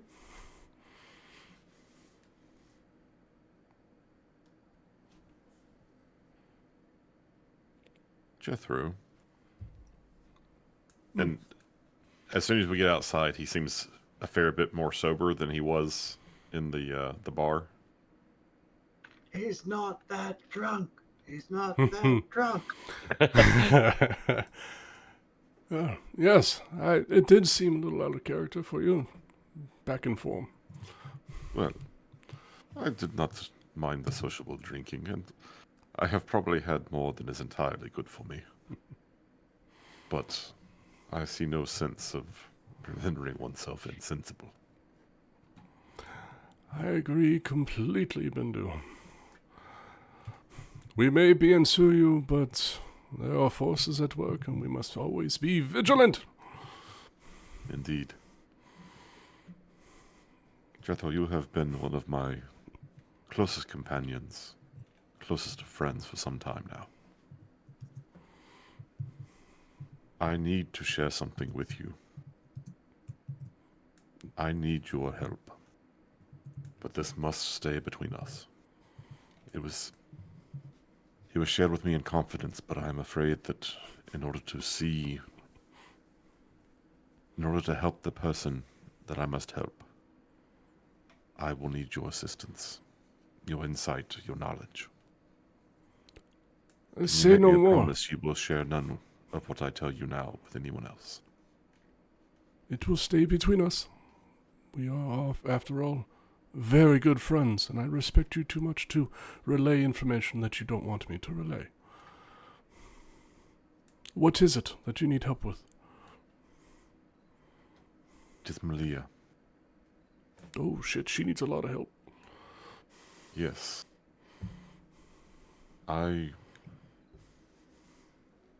You've noticed her different ever since the test, haven't you?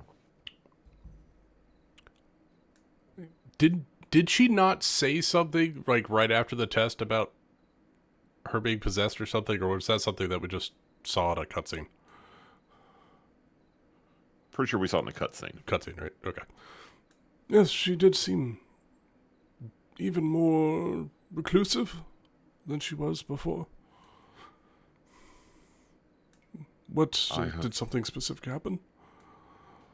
I have reason to believe that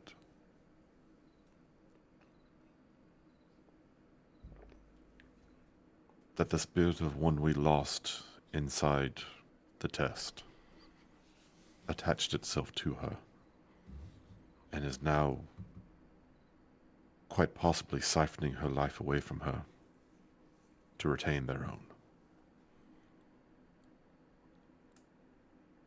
I have spent many nights searching the libraries of Rahadum, looking for anything that might help.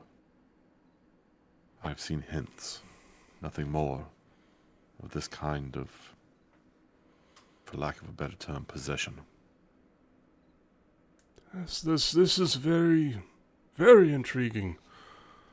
It sounds very similar to what the Golden Empire did in times past, siphoning all of the subjects into a ritual to give themselves new life. Very strange. And do you think it's Alfred that's possessing or trying to take over Melia? I do. She also believes it. That will be hard to break a bond as close as kin. Does she want... It may be hard to break a bond of kinship, but there was no love there. There was no affection between them. You know Alfred. Yes. He was the worst of us. Yes, he was. It is unfortunate that she's dealing with that every day. I do not understand how one as... well... Melia has her challenges, but she is a good soul. She is a good friend.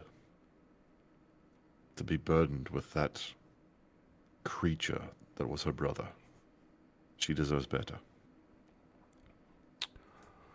Do you remember the voices in the crystals? I do, yes. There is a special kind of magic there. I hope they will be able to help us. But I may not know the questions to ask, so please, when we visit the cave, help me. Help Melia. Of course. I will try to come up with something that we can ask them and see if they have any kind of insight onto being trapped and potential ways of being released. Perhaps they will give us guidance into a direction that would ultimately help them be released from their eternal prisons as well. I will do some research tonight before we go tomorrow. Thank you, my brother. Always. I will walk you to your room and then I will hit the library up and see. Perhaps there was something that you might have missed. With that, Bendu just sort of rests his hands on Jethro's shoulder, gives a little squeeze. Jethro, you are the best of us. Oh, you are too kind. I am just one of us, but thank you anyway. Jethro's going to pat the hand that squeezed the shoulder, and he's going to haul ass doing a wheelie down the road to the library. That's a sick ass wheelie, my dude. I got the bar in the back that makes sparks, when you grab it. Bro, I said wheelie and Superman. Did you make the by blue sparks? Prestidigitation behind right. Gold. Little speakers pop playing Superman by Goldfinger.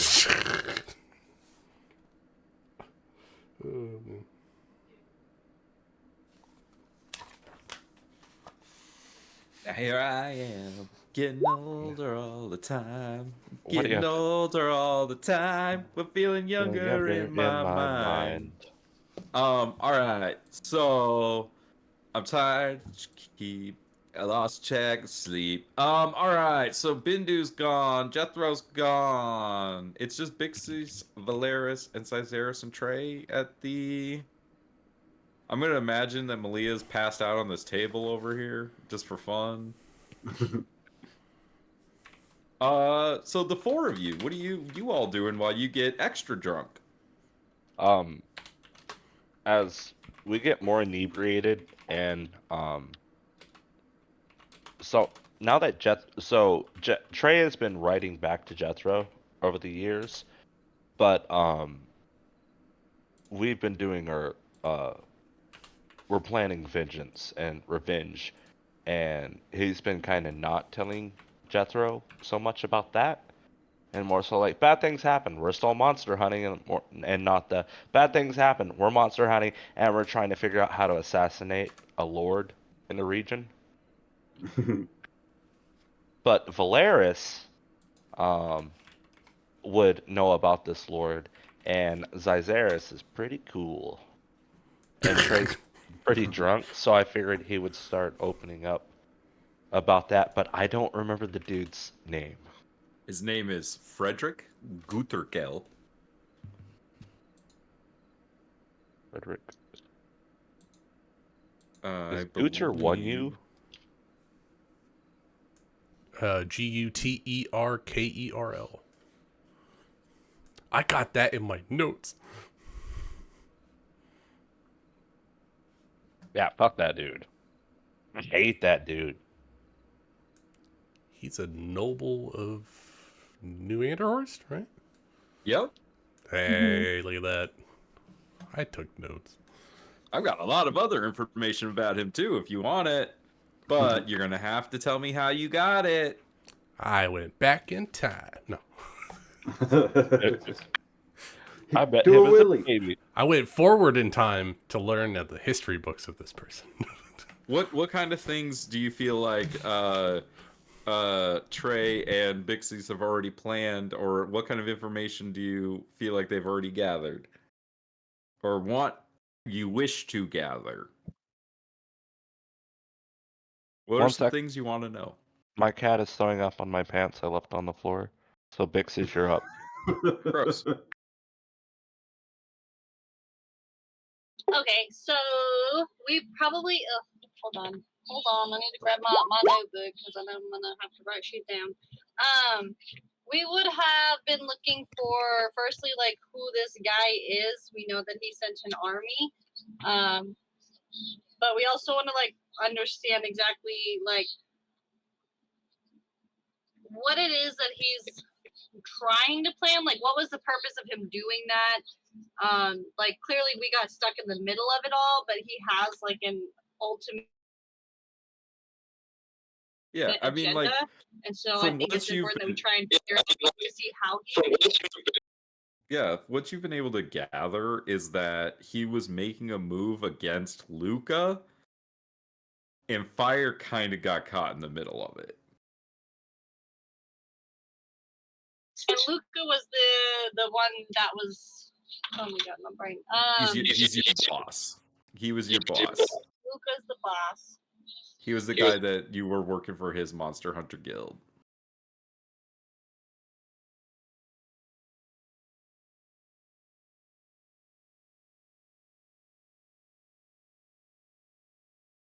Okay.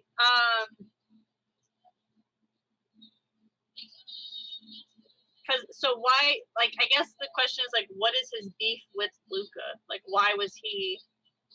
That's the part you haven't been able to figure out yet.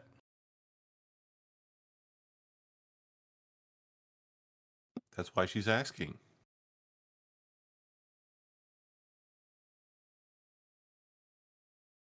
Okay, and so then like in his move, do we know for sure that he was just trying to attack the Monster Hunter Guild, or was he actually aiming for something else and we got in the way? Like, I mean, I assume since he was making a move against Luca, he knew that we were going to be there. He's the one that hired you for the job in the first place. See, it's been a long time, Nick. Okay, I'm trying to remember it all. Yep. No, Frederick Guterkel is the one that hired Luca's Monster Hunters Guild to deal with the issue in the old forest in the first place. So yeah, he very much knew where you were going to be.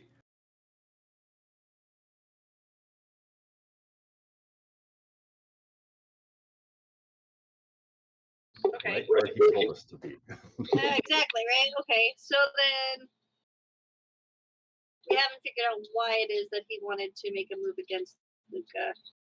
But we would have figured out. I mean, you do know, like, in a general sense, you do know that they're both nobles that are competing for land and title and influence at court and, you know, all of these kinds of things.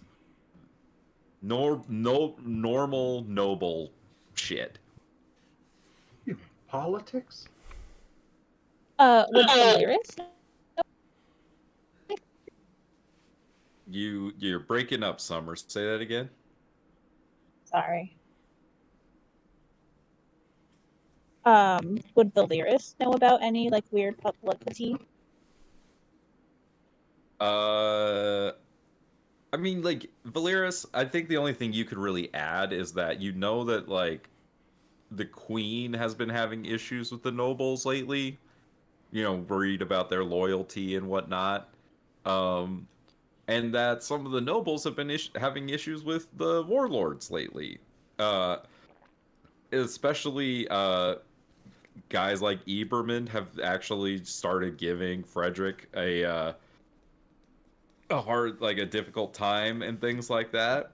But you know that the aim of most of the nobles is that they want to make money and gain power, and they're gonna do whatever they have to do that. You could learn a lot more if you talk to your sister.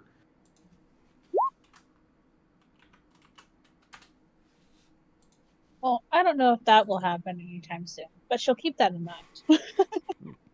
Or, you know, you could learn a lot more if you actually traveled to Frederick's, like, area of New Anderhorst.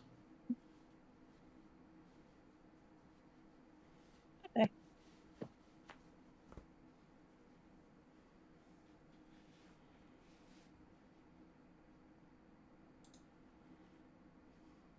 Anything else? 300 pens, and when I'm trying to find one, I can't find it. Okay.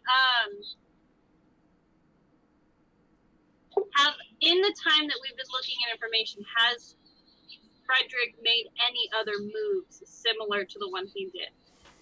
Well, you do know that Luca's reputation took quite a big hit after, you know, word got out that they weren't, you know, that things like When Bastion die, words get out. After the situation, because after people died, yeah. there was a bit of a see. Like, there's what actually happened, and then there's the story that got out. And the story that got out is more so Luca's Monster Hunters failed versus what actually Betrayal. happened. Yeah.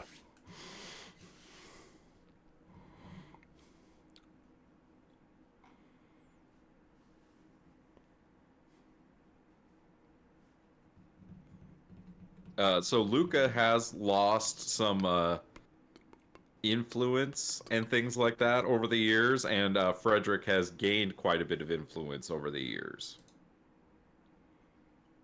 You know that Frederick's domain now kind of has his capital city of Rose Grove and 4 other decent sized, like, towns. And, like, capital city, I mean, he has his manor and there's the area surrounding that. It's not like the actual city of New Anderhorst. It's not, like, really real big. It's not a metropolis. But there's his, you know, main city of Rose Grove, and then there are the towns of Ebon Reach, Pond Haven, Shade Valley, and Gold Hollow are the areas under Frederick's control now.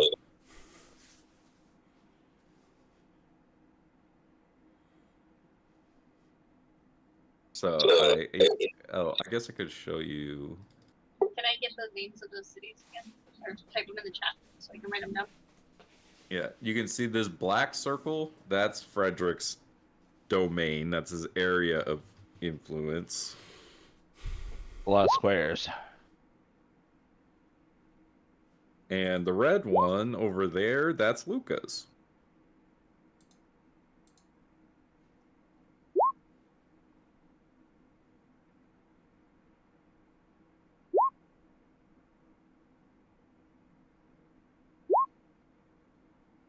How does a monster hunters fit into this politically, with him being a monster hunter guild leader and a lord?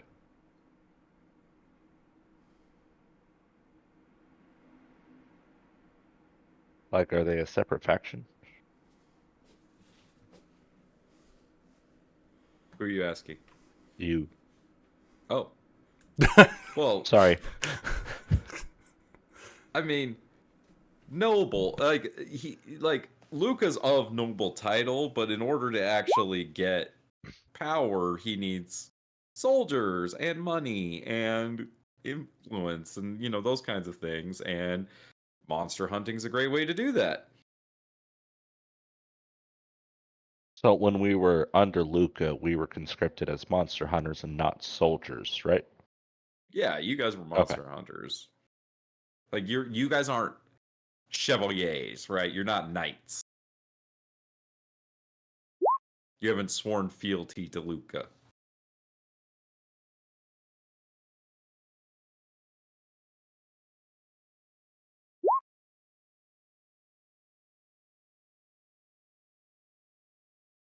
Okay.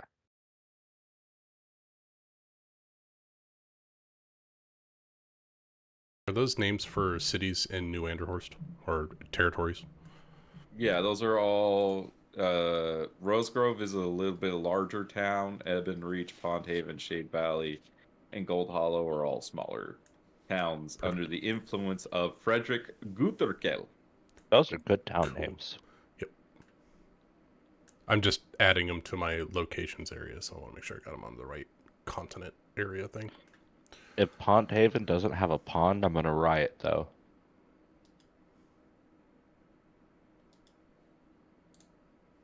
Only one way to find out.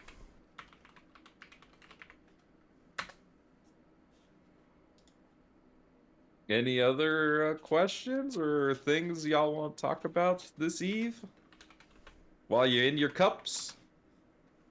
Speaking of cups.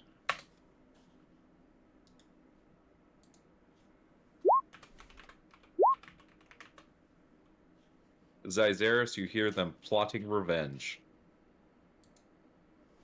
That sounds excellent. There's not any plans really. We just know there's fuckers out there, and they're gonna pay. Like a daydream? Yeah. I'll tell you what, are you guys feeling a bit rebellious tonight? I'm rebellious every night. That's a lie. No, I am actually not rebellious. What do you have in mind? Well, and he kind of leans in a little bit closer and quiets his voice a little bit, double checks to make sure that the barkeep isn't within earshot. Every so often, through the towns that we traverse through, I learned to do a bit of tagging every here and there. I happen to have some of the painting supplies in my pack. Small pigment powders and the like, when mixed with water, can leave several staining substances behind. You guys want to go leave your mark on the city? Bixie stands up and she's like, "Let's do it. Yes, yes." I'm with her. Let's go. Oh, I'm in. All right. Let's go tag something. Sounds good to me. What are you guys gonna tag?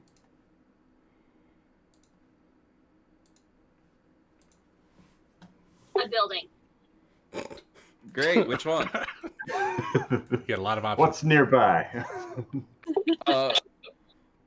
Well, if you not too far away is the area where the Eternal Flame is located.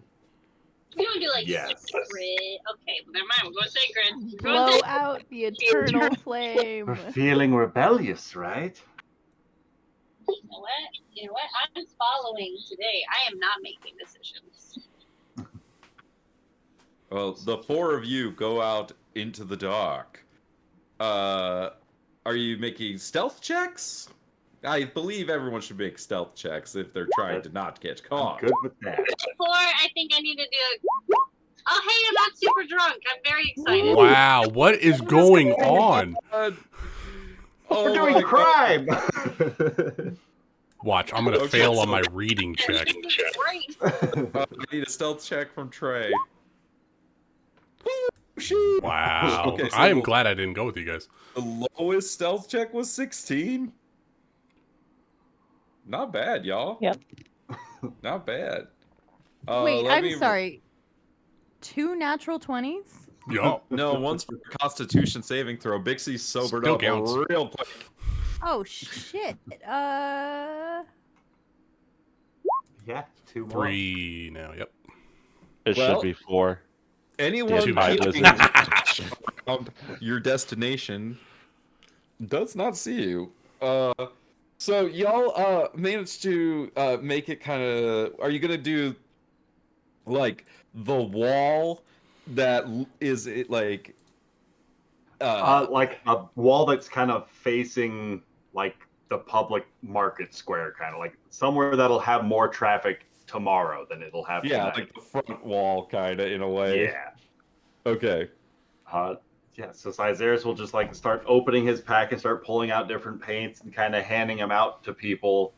And he's going to start casting a spell. It's a ritual spell, so it's going to take 11 minutes. But he's going to start like drawing out large, like radial circles and conjuring up an illusory script across this image that we're tagging. All right. While Cyzeris is ritually casting his spell, what are the other 3 of you? So Valeris, Trey, and Bixies. I need all of you to give me perception checks.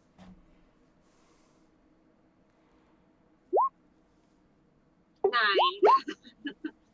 Oh my god. Wow. Is that the 4th natural 20? Fourth, yeah. Jeez. Yep. All right. 3. There's been 3 We're natural so 20s good at this within the game. space of 6 rolls. And of those 6 rolls, all of them have been above 20 except for 1. Jeez, what is with you guys? We're good. They Okay. really want to get into some shit. Trying. Get into some shit. Well, hey, guess what? Trey and Valeris, you guys are kind of just keeping a lookout while Cyzeris is casting his spell, and because you're keeping such a good eye, you think you catch some movement of somebody that seems to like hold on, how do I want to do this? Oh, I have a good idea. You hear what sounds like a body thudding to the floor. Oh.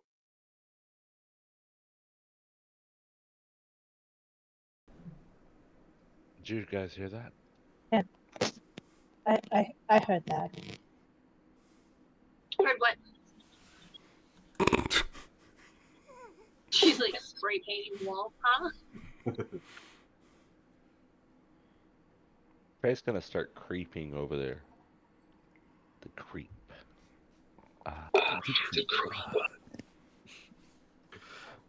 So you creep over to kind of where you heard the sound, and you don't see anything. Like you don't see like a body on the ground.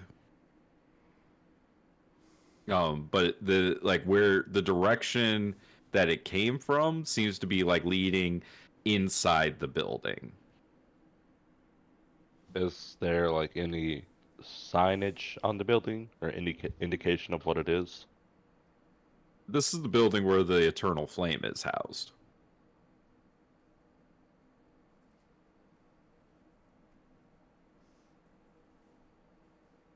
Well, that's I'm gonna creep back over the party. What do you see? I didn't see anything. I think someone went into that building with the eternal flame. Wait, the same one we're tagging or a different one? Do you think they heard us? I don't know. I just heard something. What did you hear? I don't know how to describe it.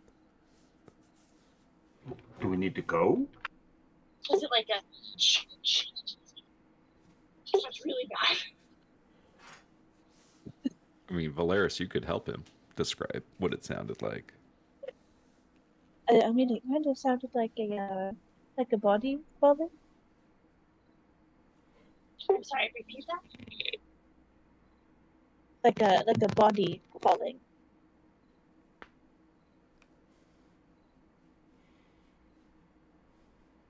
Like it sounded too heavy to be like something just being knocked over. It sounded like a body. Like it had a distinct thud. Okay, question, DM. Where we are right now, are we, like, I mean, I know we're clearly doing something illegal, but are we allowed to be here? Are we trespassing? Yeah. You're not trespassing yet, no. But you are not supposed to be tagging this building either. I mean, Are there any windows in the building that the sound came from? Yeah, there are like a lot. It's like, think of it like the front of it is kind of like open the way like a Roman temple might be, with like the columns on around the front, and then like the fire is like deeper in, and there's like actual rooms and things like that inside.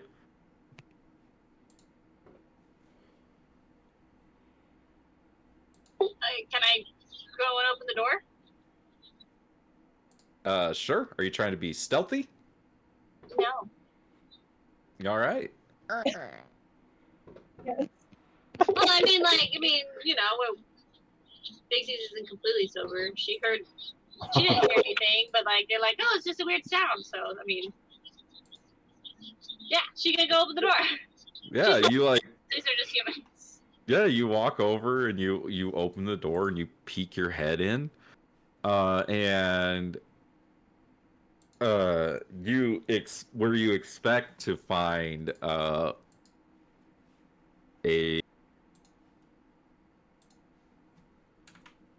like large roaring bonfire. It's dark in here. Oh. I need you to make me one more perception shit. check and answer a very important question. Do you have dark vision? I'm an elf. Oh, yes, I have dark vision. Okay. You see movement as if somebody is heading out the back of this room, but you don't see any discerning features or anything like that. It's just like a shadow moving. Can I try and cast something? Depends. What are you trying to cast?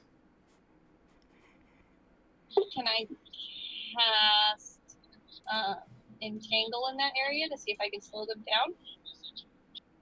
What's the wording on entangle? Grasping weeds and vines sprout from the ground in a 20-foot square, starting from a point within range. For the duration, these plants turn the ground into an area turn the ground in the area into difficult terrain. A creature in the area, when you pass the spell, must succeed on a strength saving throw or be restrained by the entangling plants until the spell ends. A creature restrained by the plants can use its action to make a strength check. And then difficult terrain if they don't get entangled.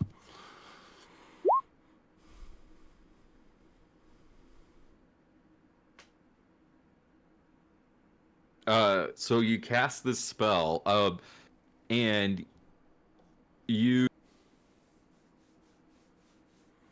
do you move closer to where you're going as you cast it? Oh yeah, definitely. Yeah, she's. So you cast this spell. Is anyone following Bixies? This is an important question I should be asking. Yes. Yes.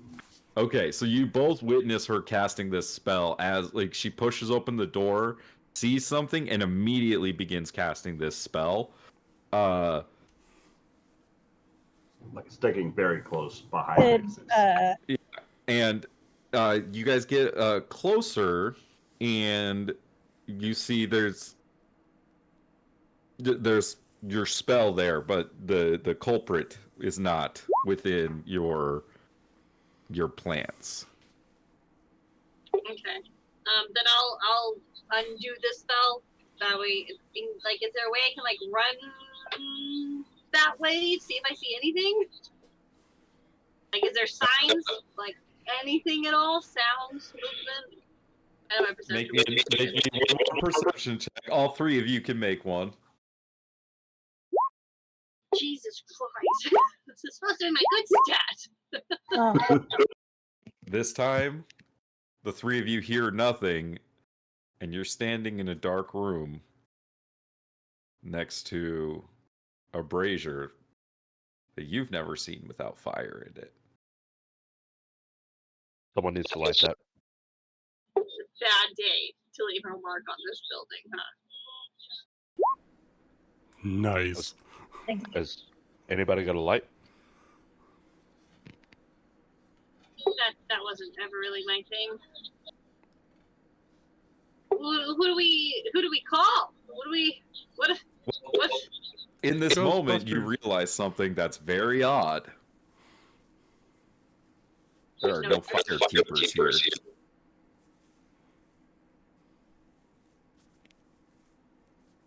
there are no what. None of the Firekeepers. fire keepers are here. How is everybody? I think we need to go yell for help before we're the only ones here. They're gonna think it was us. Even if we go for help, they're going to think it was us anyways. They'll ask us why we were in here to see that the fire is not lit. Yeah, but if we admit to tagging the building, I mean, we're not gonna get in trouble for stealing the fire. You don't think the public will look for someone to blame? I think we need to get out of here, guys, before someone else shows up. I agree with Trey. We should leave.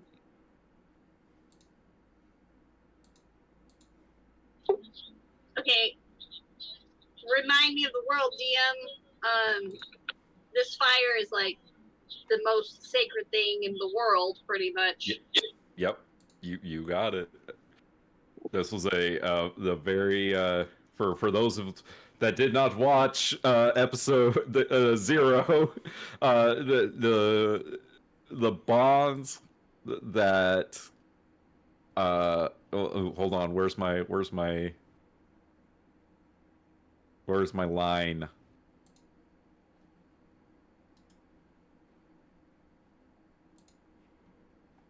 I lost my line. Where's my line?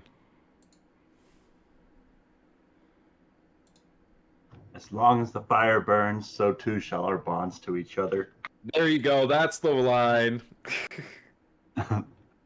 That will be the day. I said it a million times, so yes, you were getting the right idea. This is the flame. This is real bad. I'm trying to spark up a torch, like with the flint and tinder, just to put that in to see if that relights it. And I have a little flask of oil. I can pour that onto it to see if that helps. You guys really quick try to recreate the fire and are unsuccessful. Was there, before they did that, is there evidence on how they doused the fire? Was there water or Make me a perception check.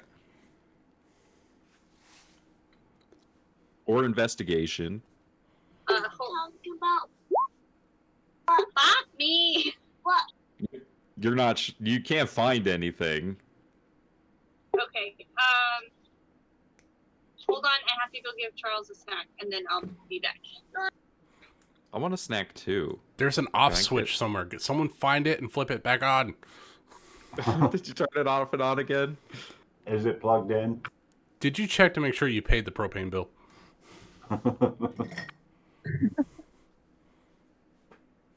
We didn't I start the just fire. 5 minute break. We 5 brew minute break. fire tea. As Through the Fire and the Flame starts playing.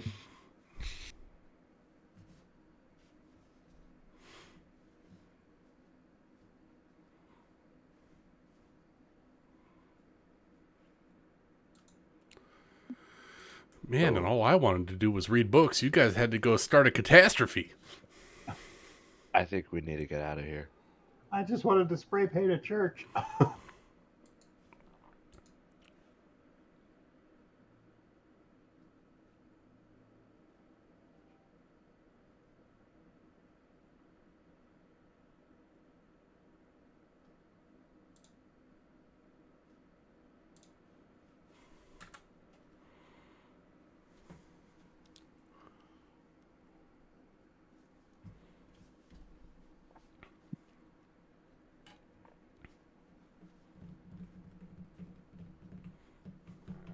We didn't set the fire stuck in my head now. You're welcome.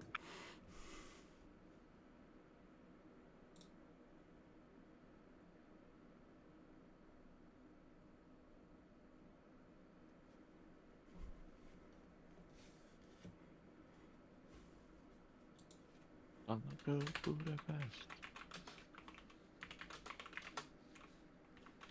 We didn't start the fire. It was always burning since the world's been turning. We didn't start the We fire. didn't start the fire. We didn't Light it, but we're trying to fight it.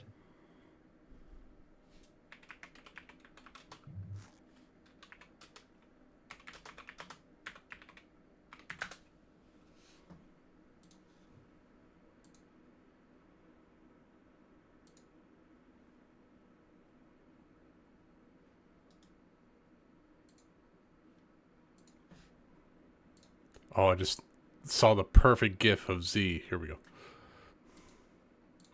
Uh-oh. No, it's a good one.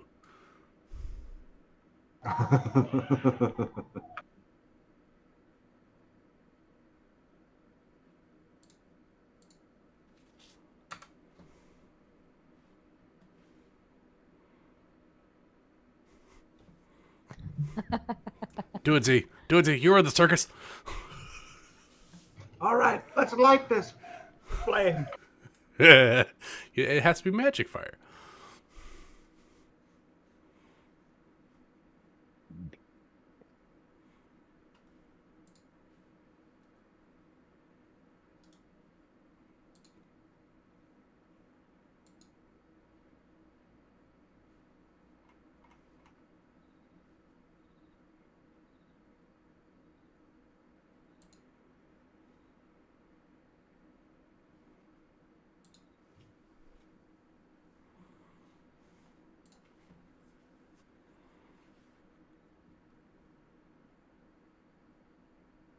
I got really excited when you guys were like, we're going to go tag something. I was like, sweet.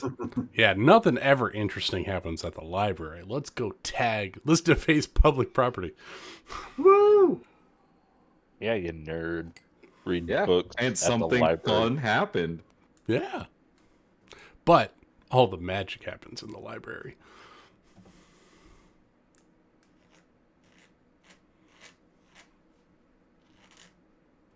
Are you saying Jethro's had sex in the library? I doubt it. Reading rainbow. Flying high above the sky. Reading Rainbow. Jethro would be like, yeah, this book had unprotected sex with my brain. Oh.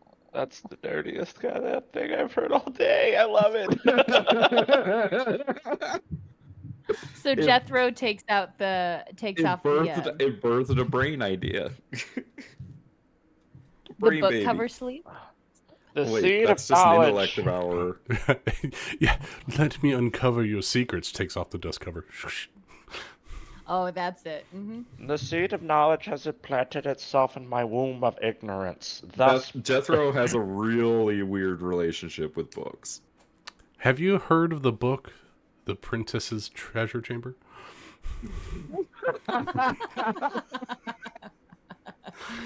It's a the fantastic Queen's- read, I must say. It's the Tale as Queen's old as treasure chamber. time. It's a choose your own adventure.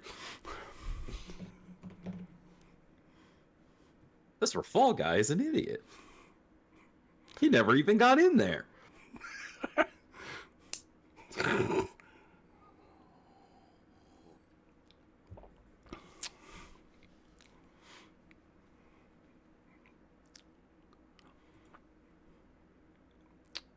Are you guys having fun?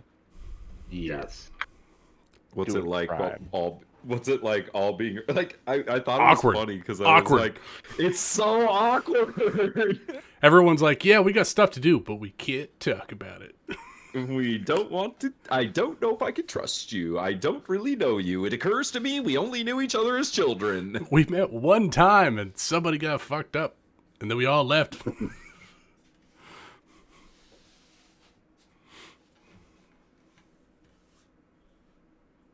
Beauty of the Beast.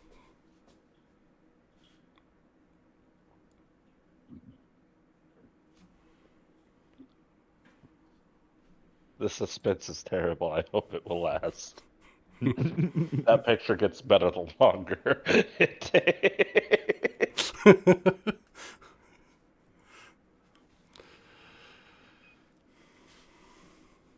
Come with me, and you'll be in a world of your imagination.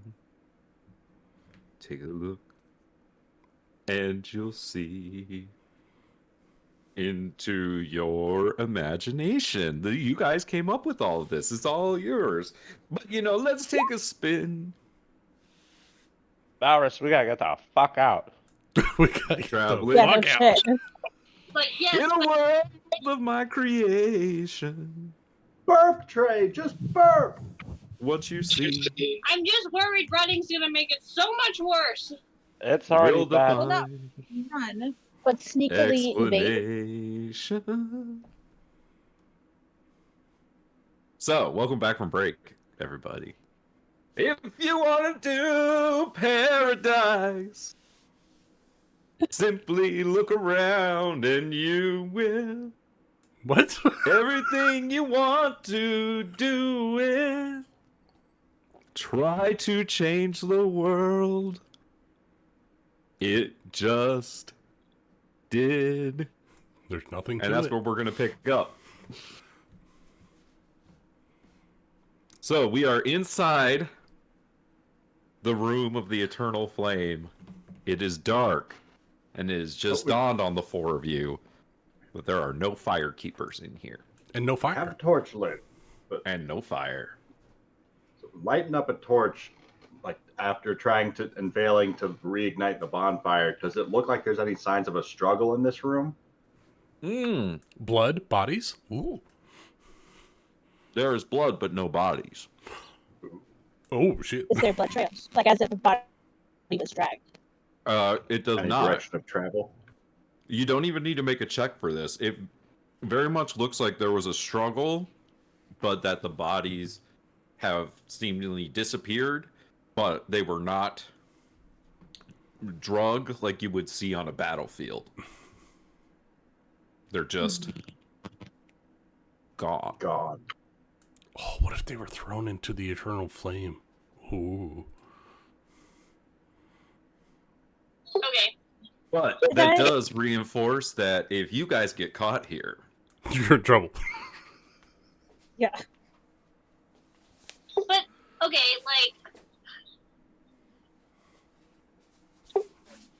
if we were to go to like a city guard or something and say, "Hey, the flame is gone," how does that incriminate us? Hopefully you Well, have one way someone to with find out. good deception. Well, I mean, I How don't know. does that not incriminate us? Okay, well, I mean, We I've could- worked at the Monster Guild for years. Like, we have integrity, It's like we don't just see something and be like, oh, well, that sucks. It's like there's something to be done about it. We can't just sit here and do nothing and run away from the problem. It's not going to go away. I'm not saying it's our problem, but someone needs to know this happened.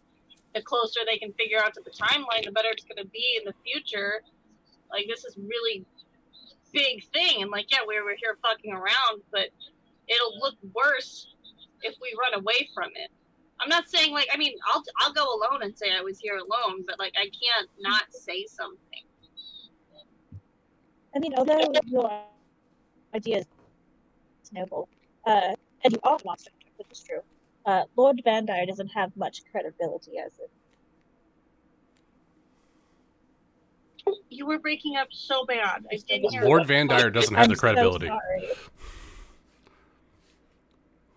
So Summer was saying that it sounds like a good idea, but Lord Vandire doesn't have as much credibility as of late.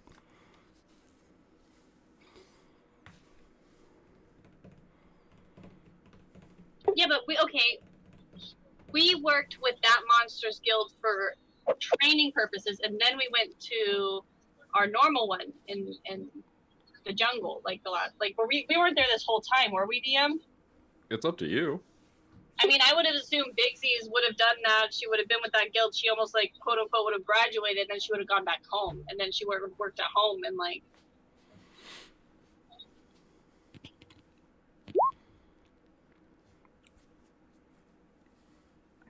Yeah, if you want to have been back in Carhashon for a little bit before you came here, I don't see why not. Well, okay. So hear me out, groupies. We're all in this together. I don't want you like. But back home, when there was a problem, like we were a tight-knit civilization. Like that's what we're supposed to do. We're supposed to lean on one another for help. We don't run away from the problem in fear of what's going to happen. I mean, we have to face it. I mean, what, we're going to run away and then just be fearful anytime anyone looks like, are we going to run forever? Because, I mean, we were here. We're clearly here. We left our mark on the building. Precisely why I will not be here if you're going to be bringing the city guard about.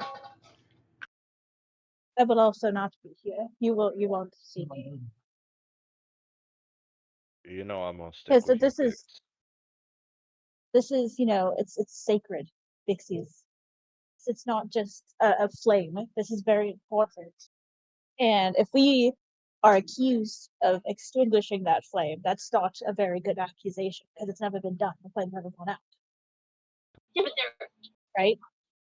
It's not going to look good, but it's going to look worse if we run away and they catch us. That's assuming that they will catch us, which they won't do if we just go now and hopefully figure it out, or they can just relight the flame. We can't do anything here now without incriminating ourselves, even if we are innocent.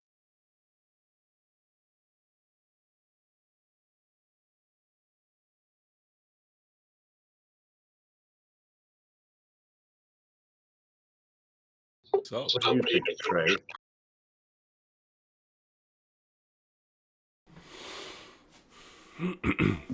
I don't trust nobles. I don't trust guard. But if Bixie's gonna go talk to them, I'm gonna go with her.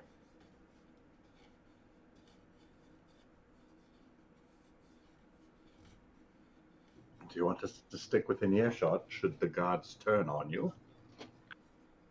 That wouldn't be a bad idea. I don't like being in jail. Oh my god. Yeah, I'm not going to jail for this, but I think at the very least someone needs to be told. We don't have to say we were here, we were marking it, but I mean, it's not unusual for people to walk around here, right? I mean, usually there's at least somebody here. Yeah, so like say we came to visit, I'll say I came to visit the flame because that's not like that's something people do, right? Like odd time of night to be doing it. So you had a couple of drinks and you wanted to look at it. We just got into town. It's like going to like a Catholic church in the middle of the night after you've had a bunch of drinks. Like that's what people do all the time. That's true. That's actually it's like a safe place for people to come and like feel safe. Like I don't think it's unusual for people to show up here at all hours. That's why they have people here at all hours. That's why it's open. I'm not saying yes or no. It's totally up to you. Okay, yeah, no, So Zaziris and Valeris, like, go, hide. I'm just gonna mention it. It can't not be said. Like, that goes against everything Bigsies was taught. Erased.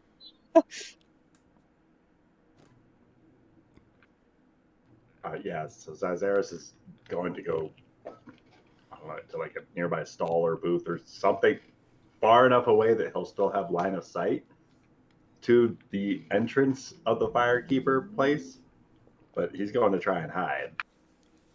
Who are you gonna Valeris go? will also hide. Who are you gonna go tell? I'm gonna run down the street until I see a city guard. The library is nowhere near the flame, is it? They're like next to each other. Yeah, like if shit, you're talking about like a main library. Yeah. Okay. Cool. Yeah. Just making sure. Yeah. All right. So Bixies, go ahead and do you just like start shouting as you're running, or how are you gonna locate this guard? Are you gonna Charge him in the perceive? Are middle you of the gonna night? investigate? Yeah, Are you I'm gonna- gonna investigate and look around and see. Like, I mean, she's not gonna run around like a maniac crying wolf, but like, she's just looking for proper enforcement to tell. Okay. Make me an investigation check. I'm on a roll with these fucking rolls. You don't find a guard, but you do find Jethro wheeling his way out of the library. Okay. She'll run out to Jethro. Jethro, you live here. You know these people. The flame's gone. Who do you tell? Well, Jethro, that sentence makes no sense. That's No. preposterous. That can't happen. And she's just gonna shrug and she's gonna like usher over there and she's just gonna say, it's gone. It's gone. I don't see your people. There's no people here anywhere. Where are your people at? What kind of city is this?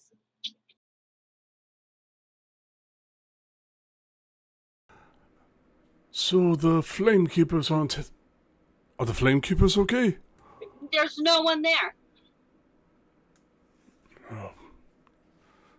Heavens above. I mean, Bindu told you he just spoke with the first Flamekeeper on just before he came over to the tavern with you guys. Right. It was Bindu. You've been done it. All right. I will pop in here and I'll grab the High Arbiter of the library and we'll get the proper channels informed. Did you, Yeah, I don't even- by chance, do anything to cause that? No, we didn't do anything to cause it. We were walking by and it's gone. Right. You might want to make yourself scarce.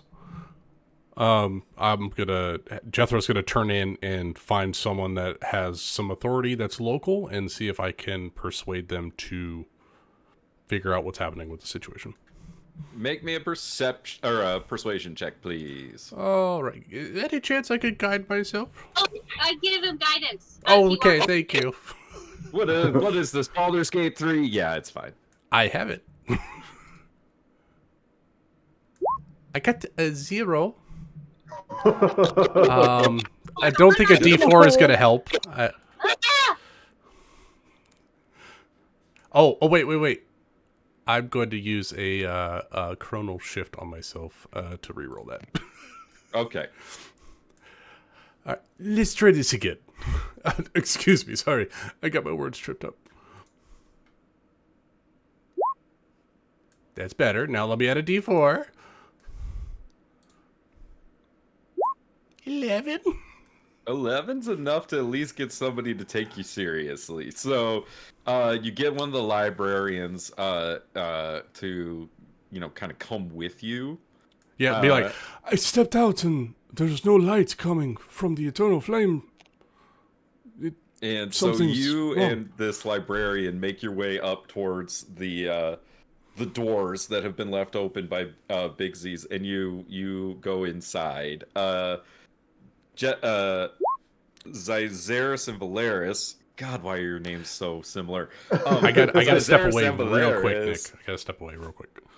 You son of a bitch. No, Kill it's him. okay. Basically, what's going to happen is an investigation is going to start taking place. Like, those two come in, they see that the flame is out, and immediately the librarian takes off, and Jethro is standing there at the front, just kind of dumbfounded. Seeing the librarian take off, Zyzeris would try and sneak his way back in order to fill Jethro in. Like, he's assuming Jethro's walking in just out of just pure chance. Because like our contact just said she was going to find the guards and tell them what's going on, and then Jethro appears. So Zai is going to make his way back for whenever Lucas comes back. So you're Fill making him your in. way towards Yeah, Jethro? going. Yes. Okay. Valeris, what are you doing? She's hiding. She's observing the situation to see whether it would be appropriate for her to, bounce and leave them, or to stick around. Okay. What's your passive perception? Just out of curiosity. 12. Okay, not very high. Okay. I mean, it's I'd not probably zero. do better if I just rolled. Fine. Make me a perception check. Now that I've said that, it's not really better than 12. You did much worse. The goblin laugh. I love it. I just thought it was funny because it's like I'll probably do better if I roll 4. No,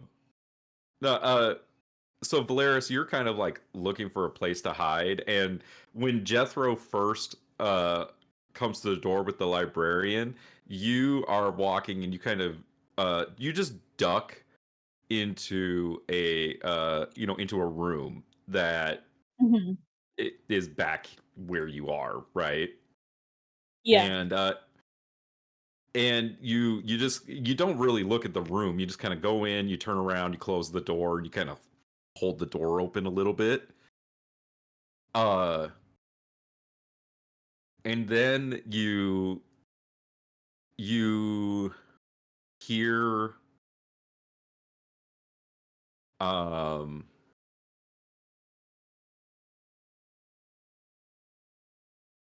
you hear this, like, the sound of like weak breathing.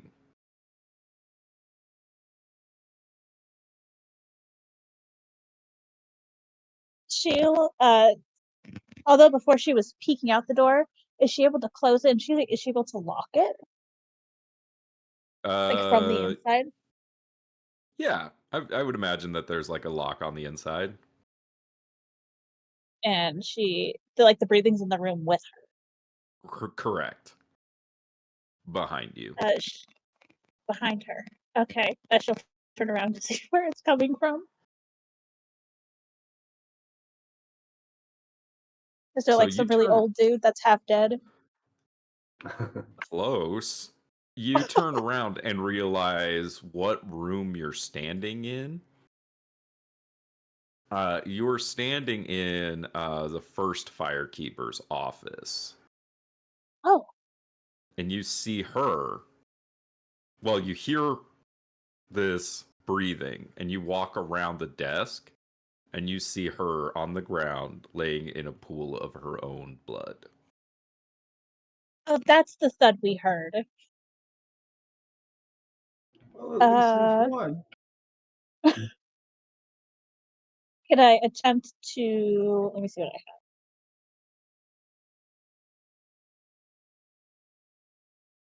Can I attempt a medicine check?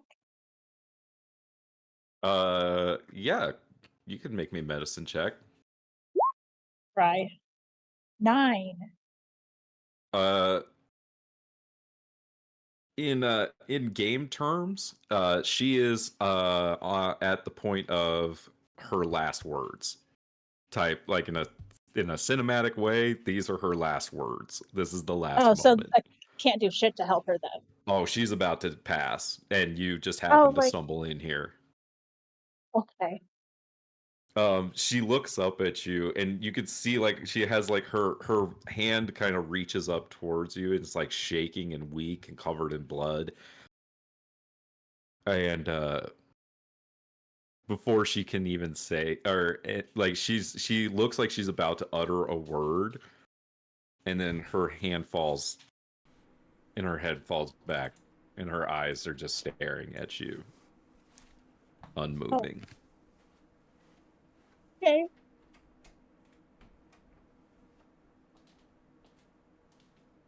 Well, shit. Okay. Are there any windows in this room? Yeah, there's a back window. Can I climb out of it? Oh yeah, sure. No check required. You can open that window and climb out of it. Do you leave it open or do you close it behind you? If she's able to, she'll close it behind her. Okay. She's not about to get caught. Oh, you're gonna create a fun little mystery for whoever finds this locked door. Yeah.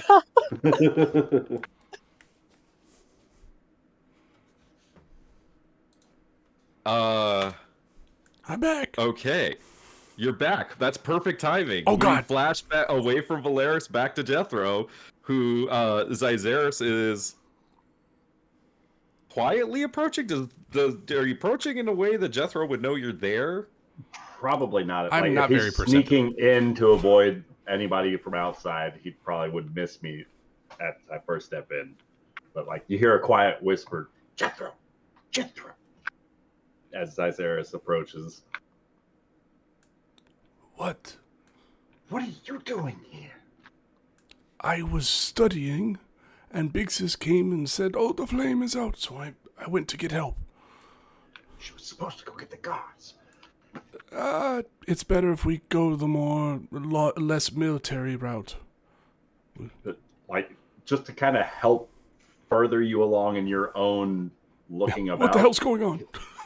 He's going to point out any like of the blood spatter patterns that we had spotted out previously, any like marks or signs of attack that might have occurred here, and like how there's no bodies anywhere, and like point out like all the stuff that was definitely us to rule out for his, deductive reasoning purposes. Like that's our torch, that's our oil, that's our lantern over there. Gotcha, like got that's all the our specifics. But don't. What languages do you speak? Abyssal, Common, Draconic, Dwarvish, and Elvish. Then ignore the tagging on the wall. That was Okay. Unrelated. Sure. But you can see that You see the word hope written in Draconic in swirls of color. Kind of like graffitied onto the wall in front of the House of the Eternal Flame. All right. I'm going to help with the investigation. Dominus, come here, boy. And he will bonus action Bamf Dominus out next to him. Let's go figure out what's going on. And because he's a dog, he's got good a nose. So he's gonna try to sniff things out, and then I'm going to use my deductive reasoning to figure out what's going on. See if I can pick up any clues that anybody missed. What kind of clues are you looking for? I'm looking for is this a 1 floor, 2 floor? Like how big is this building? It's 1 floor. Just like really big, kind of sprawling building. Okay. I want to see if there's any broken glass on the upper levels. Maybe somebody was killed and then yanked up. He's not leaving a trail of blood, but just like getting pulled up and then, out of the building or something like that. So I'm going to try to look around for any additional clues. You don't find anything like that. It's almost like wherever this blood came from was teleported away or magically removed, or something isn't adding up, which makes you think magic. Yes, if someone was slain here, they could easily be teleported away with something as simple as a misty step. Interesting. You don't think it's like what the firekeepers always said? Like, because the flame faded, they're all gone too? It's quite possible that the Guardians of the Flame have been extinguished at the same time as the flame. Does that mean that the rest of us are in danger as well? Zyzeris, as long as you're with me, you're never in true danger. Just stay by my side, we'll be okay. Respectfully, I would beg to differ, and I would much rather prefer to not be present here if any of the guard arrive. And judging by that librarian screams, somebody will come. Oh, yeah, you might want to make yourself scarce. Yeah, it's definitely reaching that point of the news is starting to spread. People are starting to wake up, and shit is starting to hit the fan. I will handle the bureaucracy. I'll see you back at the tavern. I want you to know, anything you need, you've got our support. We're going to figure this thing out. And I'd like to bardically inspire Jethro as I make my exit. Go to Bendu's room. Separate. Not everyone in one tavern. Go to Bendu's room, room 32. 2 streets over? 2 streets over. And he'll rush out of there, casting Expeditious Retreat so that he's even further away faster. Okay. God. So everyone had Trey. What did you beat GTFO? Trey stayed behind Bixus buddy system. Oh, hello, Trey. I didn't see you there. Yeah, no, he's just in the. Honestly, Trey's standing in the shadows, just in case we do all of a sudden get spotted by a guard patrol walking around the corner. And then he'll just follow people back to the tavern. Okay. Oh, go ahead. If she can, before more people show up, Valerius wants to try to grab Jethro's attention to kind of give him a heads up on the first firekeeper so he's not totally caught by surprise. I'm gonna say, like, as you're like circling around the building and you see him at the front is when like everyone's arriving. Alright, yeah, no, she dipped back into the shadows and bounced. Then. Okay. Don't worry. I will handle this with my terrible charisma. Well, Jethro, at some point, you're standing there, dealing with the bureaucracy, and word reaches you that the first firekeeper has been murdered. I would say Jethro, he goes a little pale from that. First firekeeper was really cool. And I think a dear friend of Grandma, I think. Everyone. She's a dear friend of. Like, this is honestly like one of those kind of like. It's like an aunt. Like my aunt died. This is like an unthinkable thing to happen on like what's happening right now. No one would have thought this could happen. So the first more authoritative figure that I see and say, if there is anything that I can do to help, use my skills. I want to help find out what happened to the first Flamekeeper and what happened here and why the flame is out. Anything I can do to help. Yeah. So you stay and help with the investigation. What are the rest of you doing? Is everyone going to Bindu's place? I think so. Or are you going back to the room with Malia? Where's everyone going? Valerius is going back to hers in Malia's room. Because Malia really should not be left alone. Oh God. And then Zyceris is going to tell Bindu. Okay, and then so where are Big Z's and Trey going? That's a good question. That's an, we were planning on passing out at the bar. Didn't Jet? I will say that if push came to shove, that Trey would know where Jethro's family home is, where his grandma's house is. Oh, That's shit. true. He which stayed is there. which is in the upper district, so he would be close Facts. if they need to that is dip into right family near home. where you are. I literally just said that. So That he's is a got good point. sanctuary in the Veloxy home. Trey's gonna, as Bixie's walking back to the tavern, Trey's gonna pop out like, hey, Jethro's house is nearby. I know his family. They'll let us stay there. That'd probably be better than the bar. I hope, Malia's okay. Aaliyah. Malia? Yeah, but why wouldn't she be okay? She's out puking her guts out. Was left alone, not following girl code, y'all. I'm also looking at You the dungeon see? map, and her character's just in the tavern, sideways on a table. On the table. It's under the table. Here's how I picture this: is like Valeris put her to bed, and then she like woke up and like came back downstairs. This is like second. Second wind.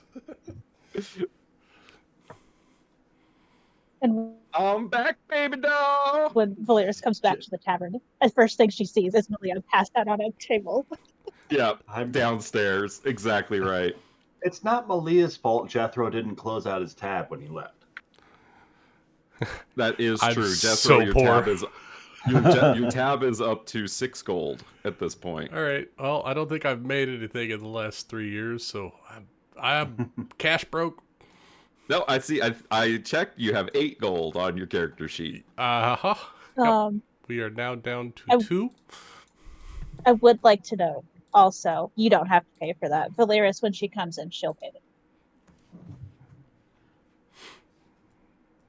You paid for that 5 gold wine. He's a little busy right now.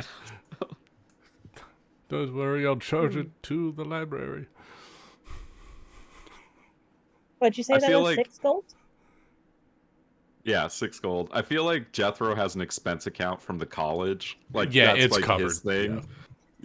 It's part of my like going to a different college fund, like as a, I don't know, would he be an undergrad at this point? Not a professor, but like No, he's like a graduate student. graduate at this student. point. Yeah, so he's like doing research and he gets paid to do research in other places. So Yeah. it's covered. Don't take your gold.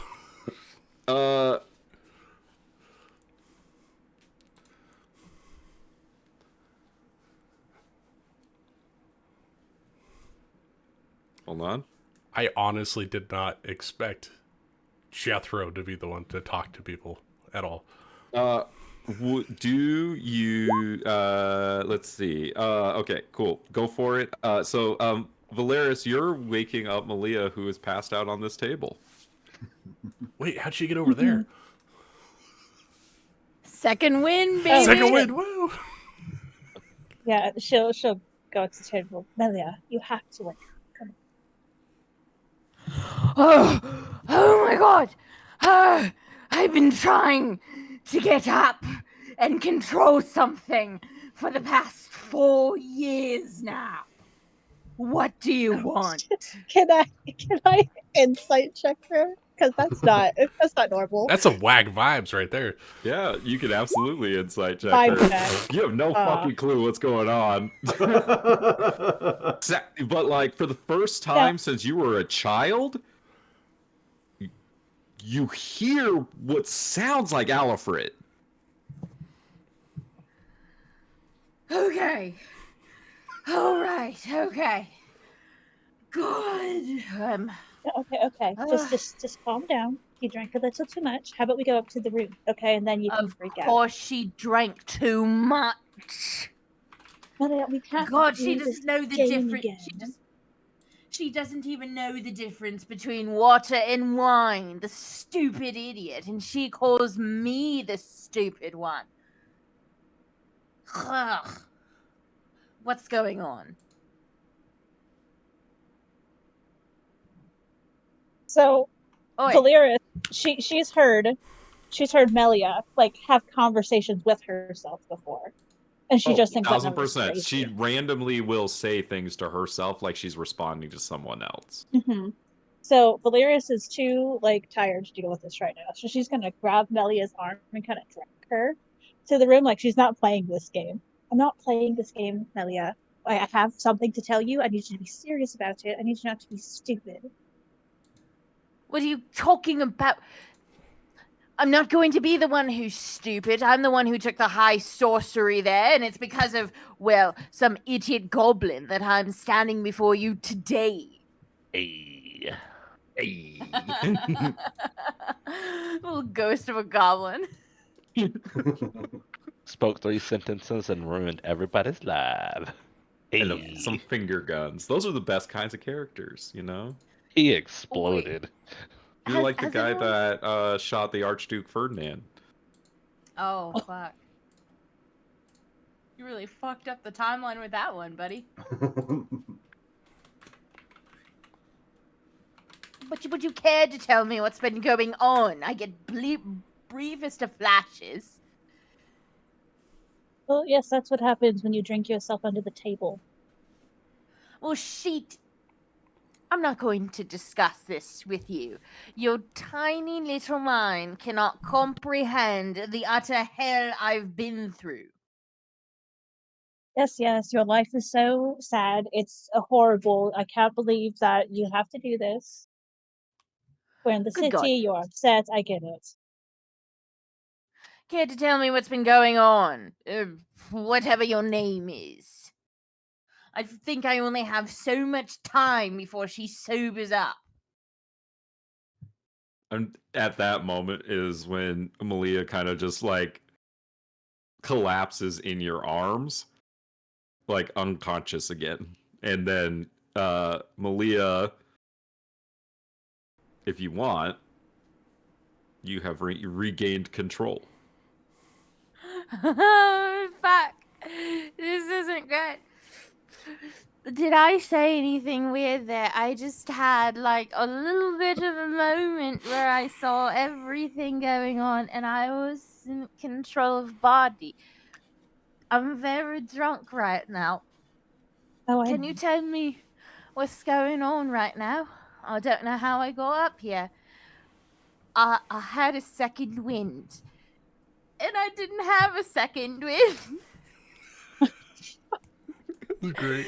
I don't know what's going on right now. Can you tell me what's going on? I'm taking you back to bed, Maria. You fell asleep at a table again. How did I get up the stairs? Love, I don't think you can carry me.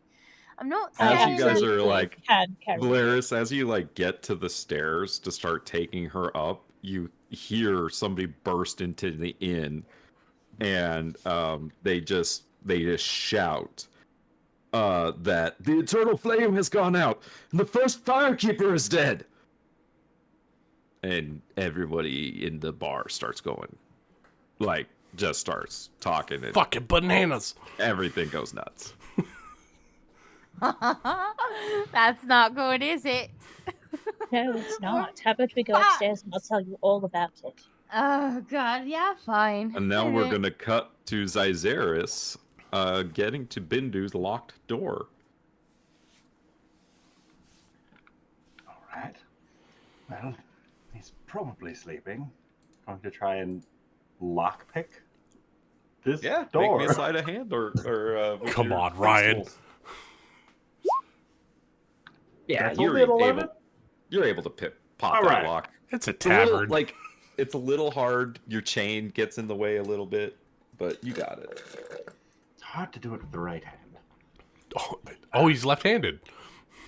So clicking the door open, Bindu, apologies for disturbing you earlier than expected, but something has come up. I hope you're decent. Or not. How does Going to- Bindu sleep?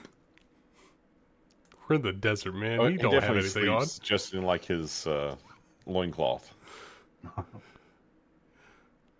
So, as he sits up in the bed, he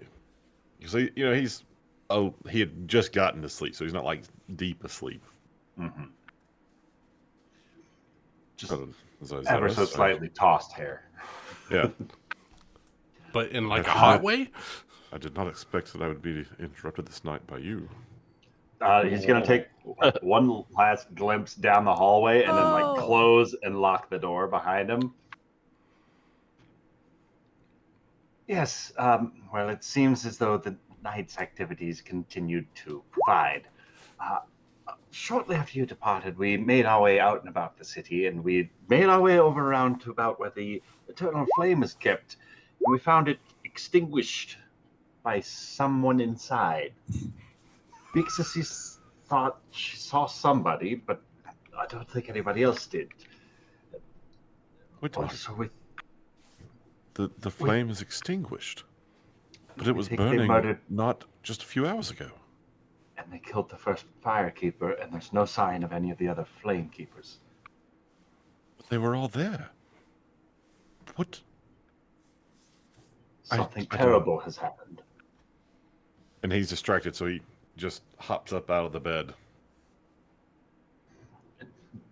What? Z will just start tossing robes up to you, like unsure what layers work where with the desert wear, because it's different than like pants and a shirt. But he's going to start throwing layers at you. Would you stop that? What? Why did you go to see the first firekeeper? We were just making our way around town. We thought it might be fun to leave a little bit of a graffiti mark on the place. You know, just a little bit of a prank to give a little smile to those passing by. Nothing serious. To test the capabilities of those around me who were still a bit tipsy. You know, sneaking about the city to see if they might be more than capable of handling themselves about in the crystal dungeons below. But that's regardless right now. There's more serious matters at hand. It's just a little graffiti. Yes, I agree, though. There are more serious matters at hand. I actually am glad that you came. I would not have mentioned this in front of the others, but... What is wrong with your arm? Why do you grip that sword so tightly? And he just kind of like stops his natural just swaying, like he just freezes up. Well, you caught me. Seems I'm not entirely right-handed, I'm afraid. Little accident a few years back. Left me a bit handicapped, I suppose. Handicapable. I don't know. It seems like more of a hindrance than anything else, but it also has helped progress me a bit of a ways along. Sword wasn't mine, but now I can't give it up, so I suppose it is now. You mean it's cursed? Of sorts. I really don't have time to get into it now. But I can assure you it's... I intend you no ill will. I did not believe you did. But you have gone to great lengths to hide it. One has to be careful when making themselves publicly visible. It doesn't take a whole lot to frighten people that have grown comfortable behind the walls of safety.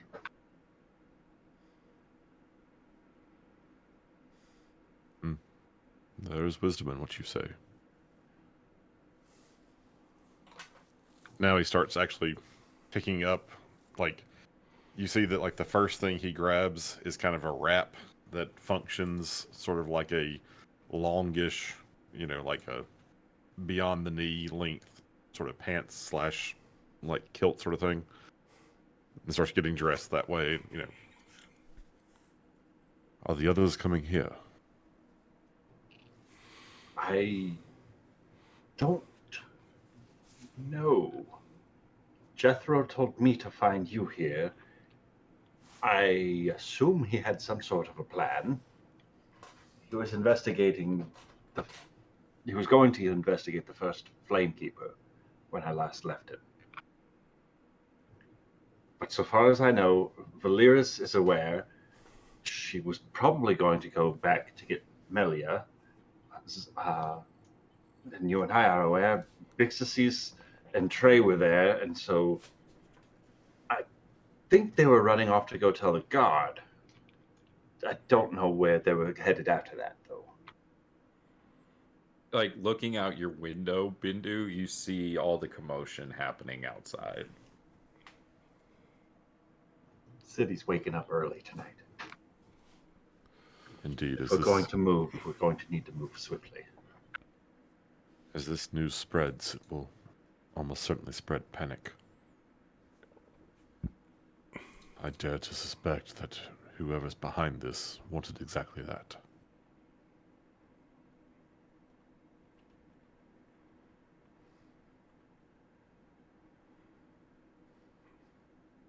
And with that, we're going to cut to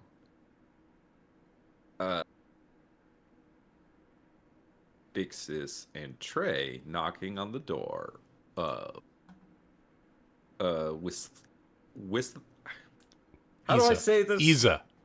Isathana Veloxi. Right? Did I say it right? Did I do it? Yep. I did it.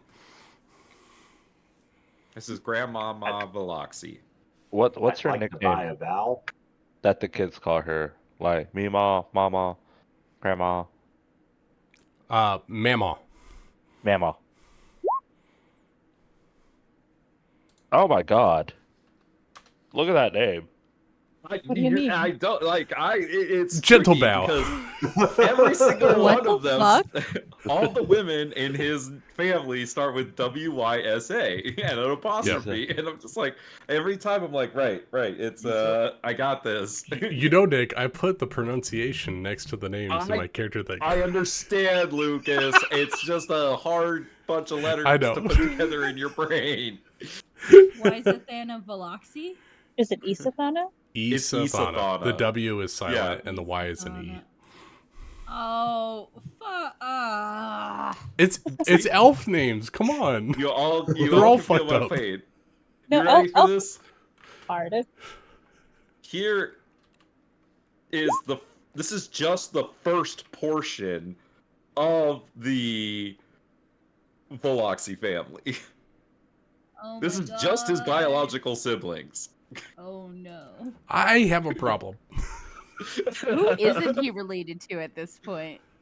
Look, it's not that many people. Lucas, I have 3 people in Melia's family. And one of them is, or 2 of them are you. That doesn't count. No, uncle, mother. Your sibling is yourself. Wait, no, hold on. Uncle, brother, Dude, mother. Look, Honestly, I have to admit. I I'm a tried bit to make buzzed right I now. tried to make it so my character had ties to every what are they, country, not countries, City, every city, every city, every major city. I made sure that I had every some point kind of of relation. light. Yeah. Your cousins' names are Vilren, Velrin, and Vrarin.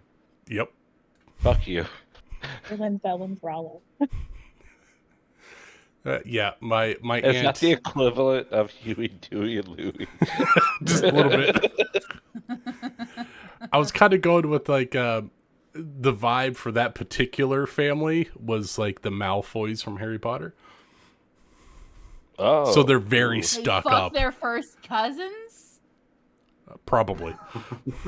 Oh, Well, we haven't met them yet. We haven't but met 'em who yet. we are meeting right now is once again Trey. You've met Isathana Veloxi.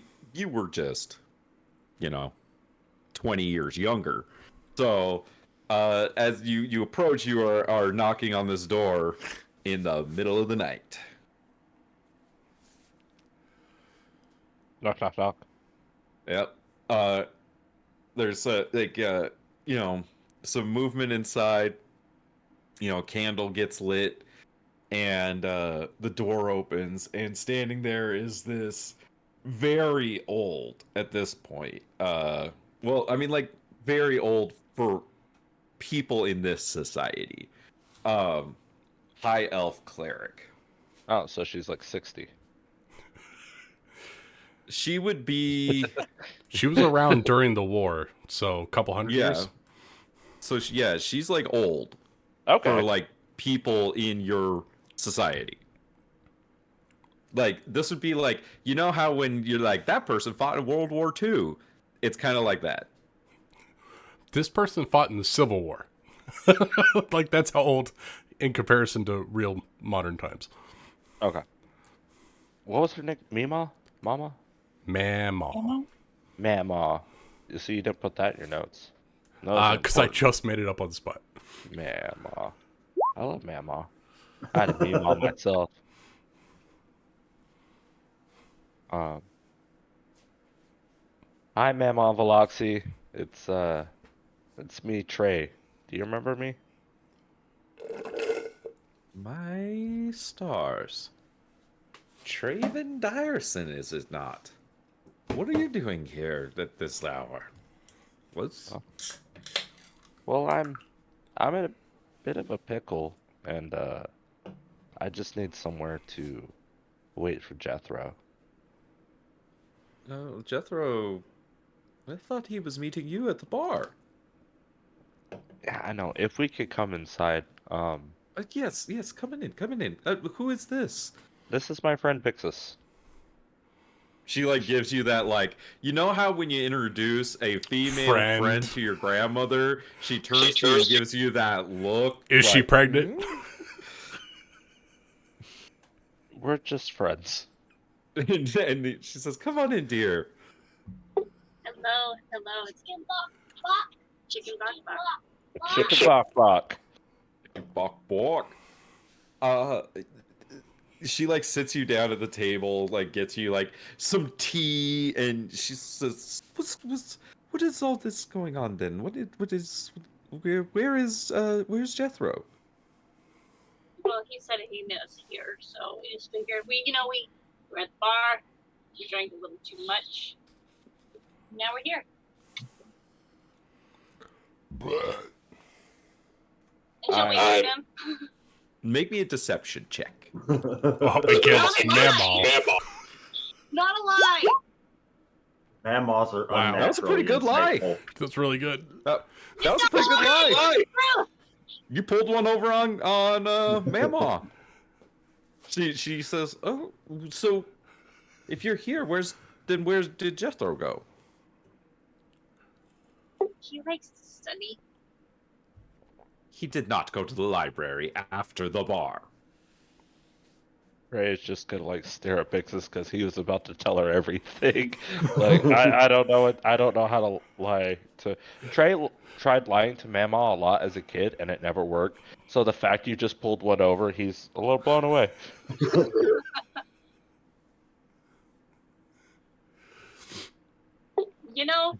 Either of you, out of curiosity, did either of you touch anything that had blood on it, or have blood on your hands, or any part of you by chance? Nope. No. I only cast that spell and then I left. I didn't touch anything, and nope. Okay.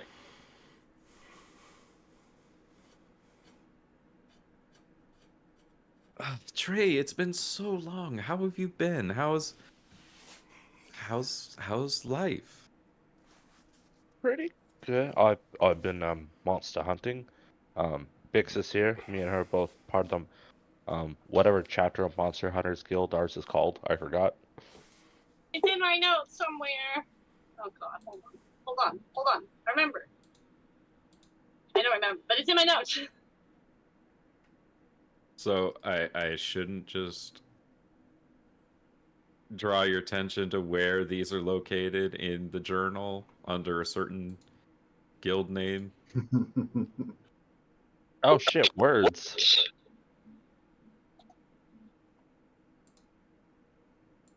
The Lions Guild? Well, yeah, we There were you playing go. Lions Guild, but I guess. You made up a new one that you didn't name. Well, Big C's is part of her own that like is her family's, but she's also part of the Lions Guild. So I guess it just depends on if Trey was part of her family's guild for a little bit or not. Also, Trey did work for Luca, and did work because Trey looks up to your dad and your brothers also. So I imagine he would have like bounced in between, and while doing work for Luca, try to find information on Frederick. yeah, because I feel like they kind of were both in that. But the guild name for the Big C's family was Voices of the Departed. That's metal as fuck. That's metal as fuck. Which is really fitting for what they're doing right now. They're the voice for fire.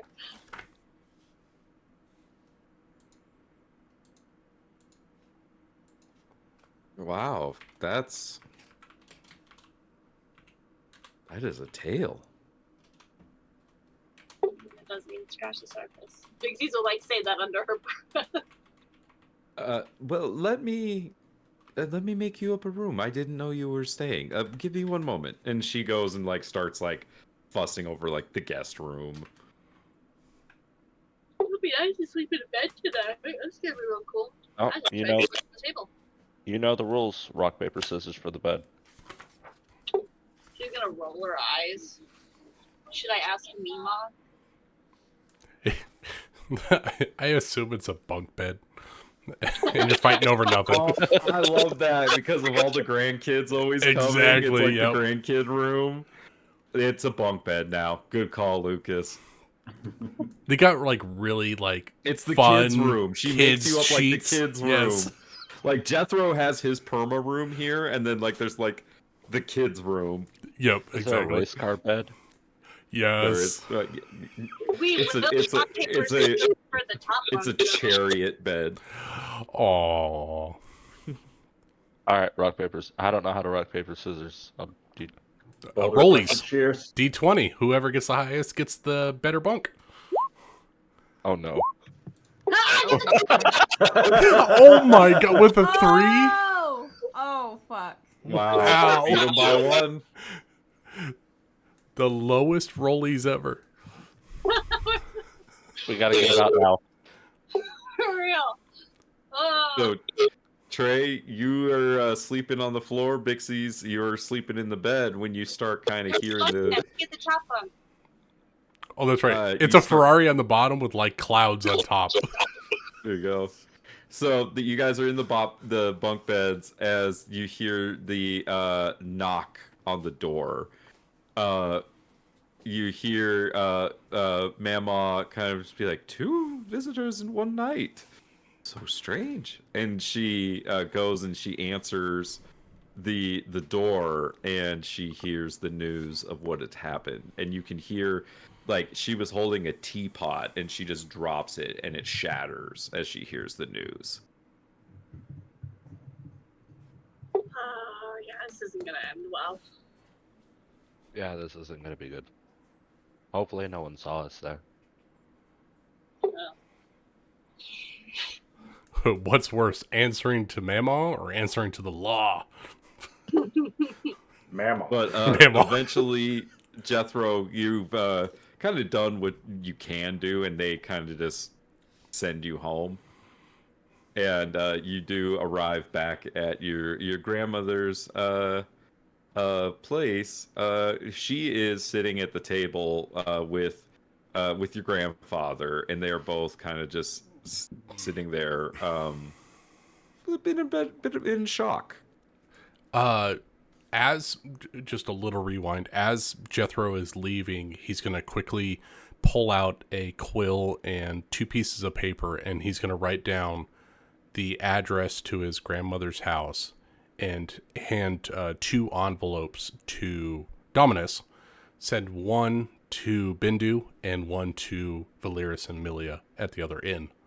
And Dominus is going to run and deliver those messages. Okay, yeah, he can absolutely do that. And then Jethro will roll in. Mama, are you here? Yes, dear. We're here at the table. I'm That- sure you've heard the news. Firsthand, unfortunately. I was just down at the Eternal Flame trying to help with the investigation. Do you know what happened? Unfortunately, no. No clues have turned up besides a couple of puddles of blood. Doesn't seem like they were dragged anywhere. It seems magic was involved. Perhaps somebody was killed and then magically removed, either via a magic item or a spell of some sort. Couldn't pin down where they went.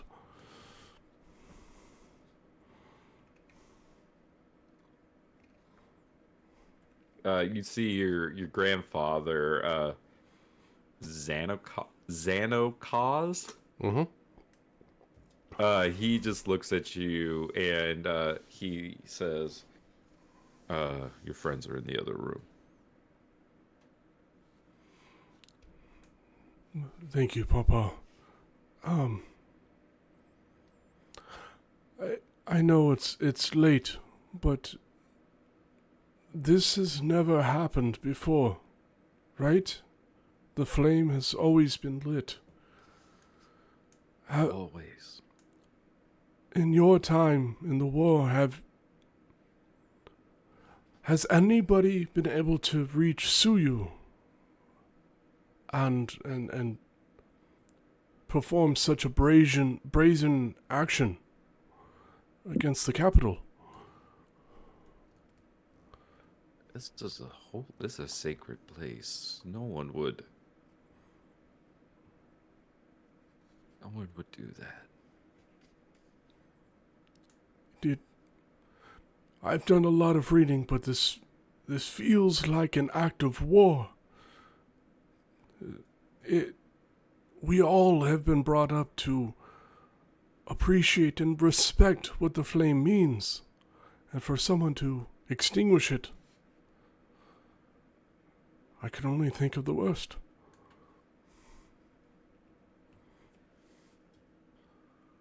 So can I, dear Jethro. So can I.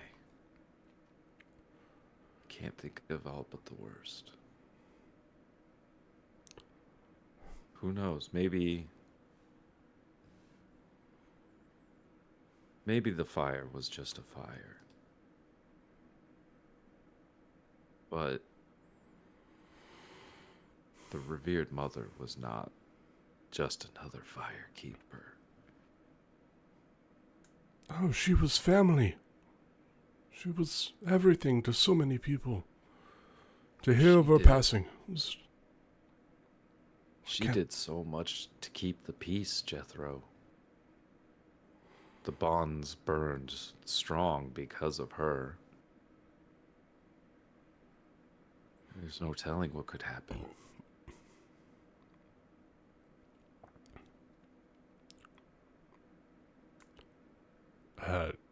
Jethro just kind of wheels over to Xenakos and gives him a big hug. I might not be as stealthy and wise as you, grandfather, but I will get to the bottom of who hurt the first Flamekeeper. I promise you that.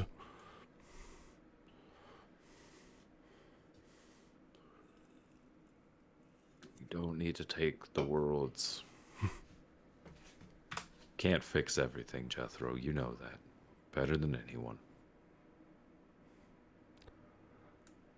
I know, but I want to do the best that I can to make sure those that have perpetrated this evil are brought to justice. I know. He like is kind of like, you know, like the grandpa thing where he like kind of slaps the side of your head. Yeah. He's just like, I know. Get some sleep. I felt that too many times. He'll wheel over, give Mama a big hug, and then he'll wheel out into the living room. I assume that Grandpa's got like a whisk, one of those globes that's got like a ton of liquor in it. Oh yeah. Right, right. Grandpa likes to drink. Grandpa likes to drink, to forget about the war. Exactly. So Jethro hasn't had a drink in over 20 years, no alcohol, since he had that first drink at the Flame Festival. And so Jethro goes over there and pulls the good whiskey and pours it for the three of them. I'm glad that you are all safe. Draven, Bixus, please take these. And he'll hand each of them a whiskey glass. Yeah, I mean, what more hurt, you know? She'll cheers to it, like, you know, hold it up to them and knock it back. Cheers. I You too. need one night of turning off my brain. And then tomorrow, I'm gonna find who did this. And we're going to make sure they're brought to justice.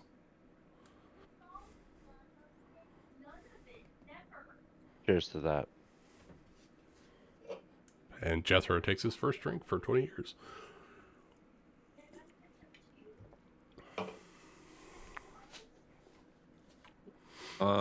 And with that, I think that's not a bad spot to go ahead and just end this year's session of Dungeons and Dragons. And Damn.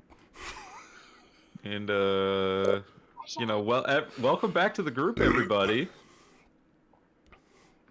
You can't kill the Flame Keeper, Nick.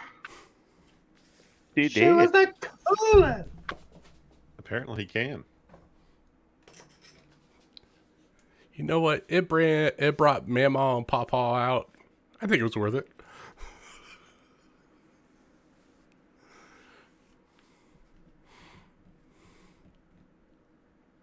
That was a good session, Nick. That was a really good session. Thank you, Nick. Well, I mean, you guys did most of it. It was awkward as fuck for the first hour and a half. Oh my god. It was. I mean, a whole bunch of friends getting together after 15 years, it should be a little awkward. Yeah. Like, it's funny because it's like some of you guys have seen each other over the last 20 years. Some of you haven't seen each other in 20 years. We all got trouble we don't want to talk about.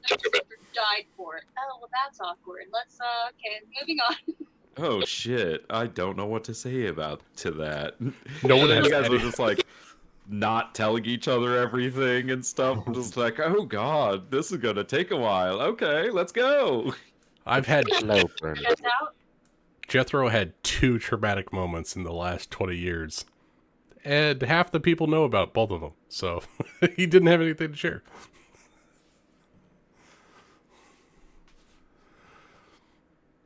Jethro is one of my traumatic moments. And I like to bring it up every time we're in company. Of course, Master Jethro. That was mean, Nick. What? I appreciate it, but it was like he's not a master. When a white robe wizard walks into your bar, you call him Master Jethro. He tries to be humble. Maester Jethro. Maester. Ooh. Ooh. Magister Jethro. Ooh. I do like the Maester though, like keeper of knowledge and secrets and magics. That's so cool. Oh man. All right, I have to run to the dispensary before it closes. So I'm going to dip. Night, Jeremy. Oh my god. Have a Drive good evening, safe, everybody. please. Night. Have a good I night. will. Good night, everyone. Oh, hey, Good night. Nick. Yes.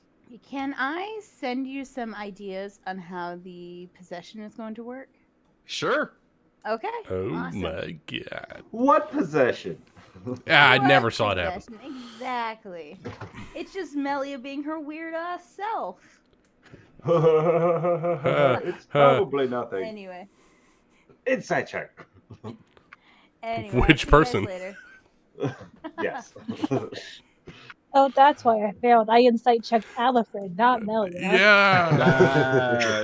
Yeah. All right, good night. Night, guys. Bad, everybody. Later, y'all.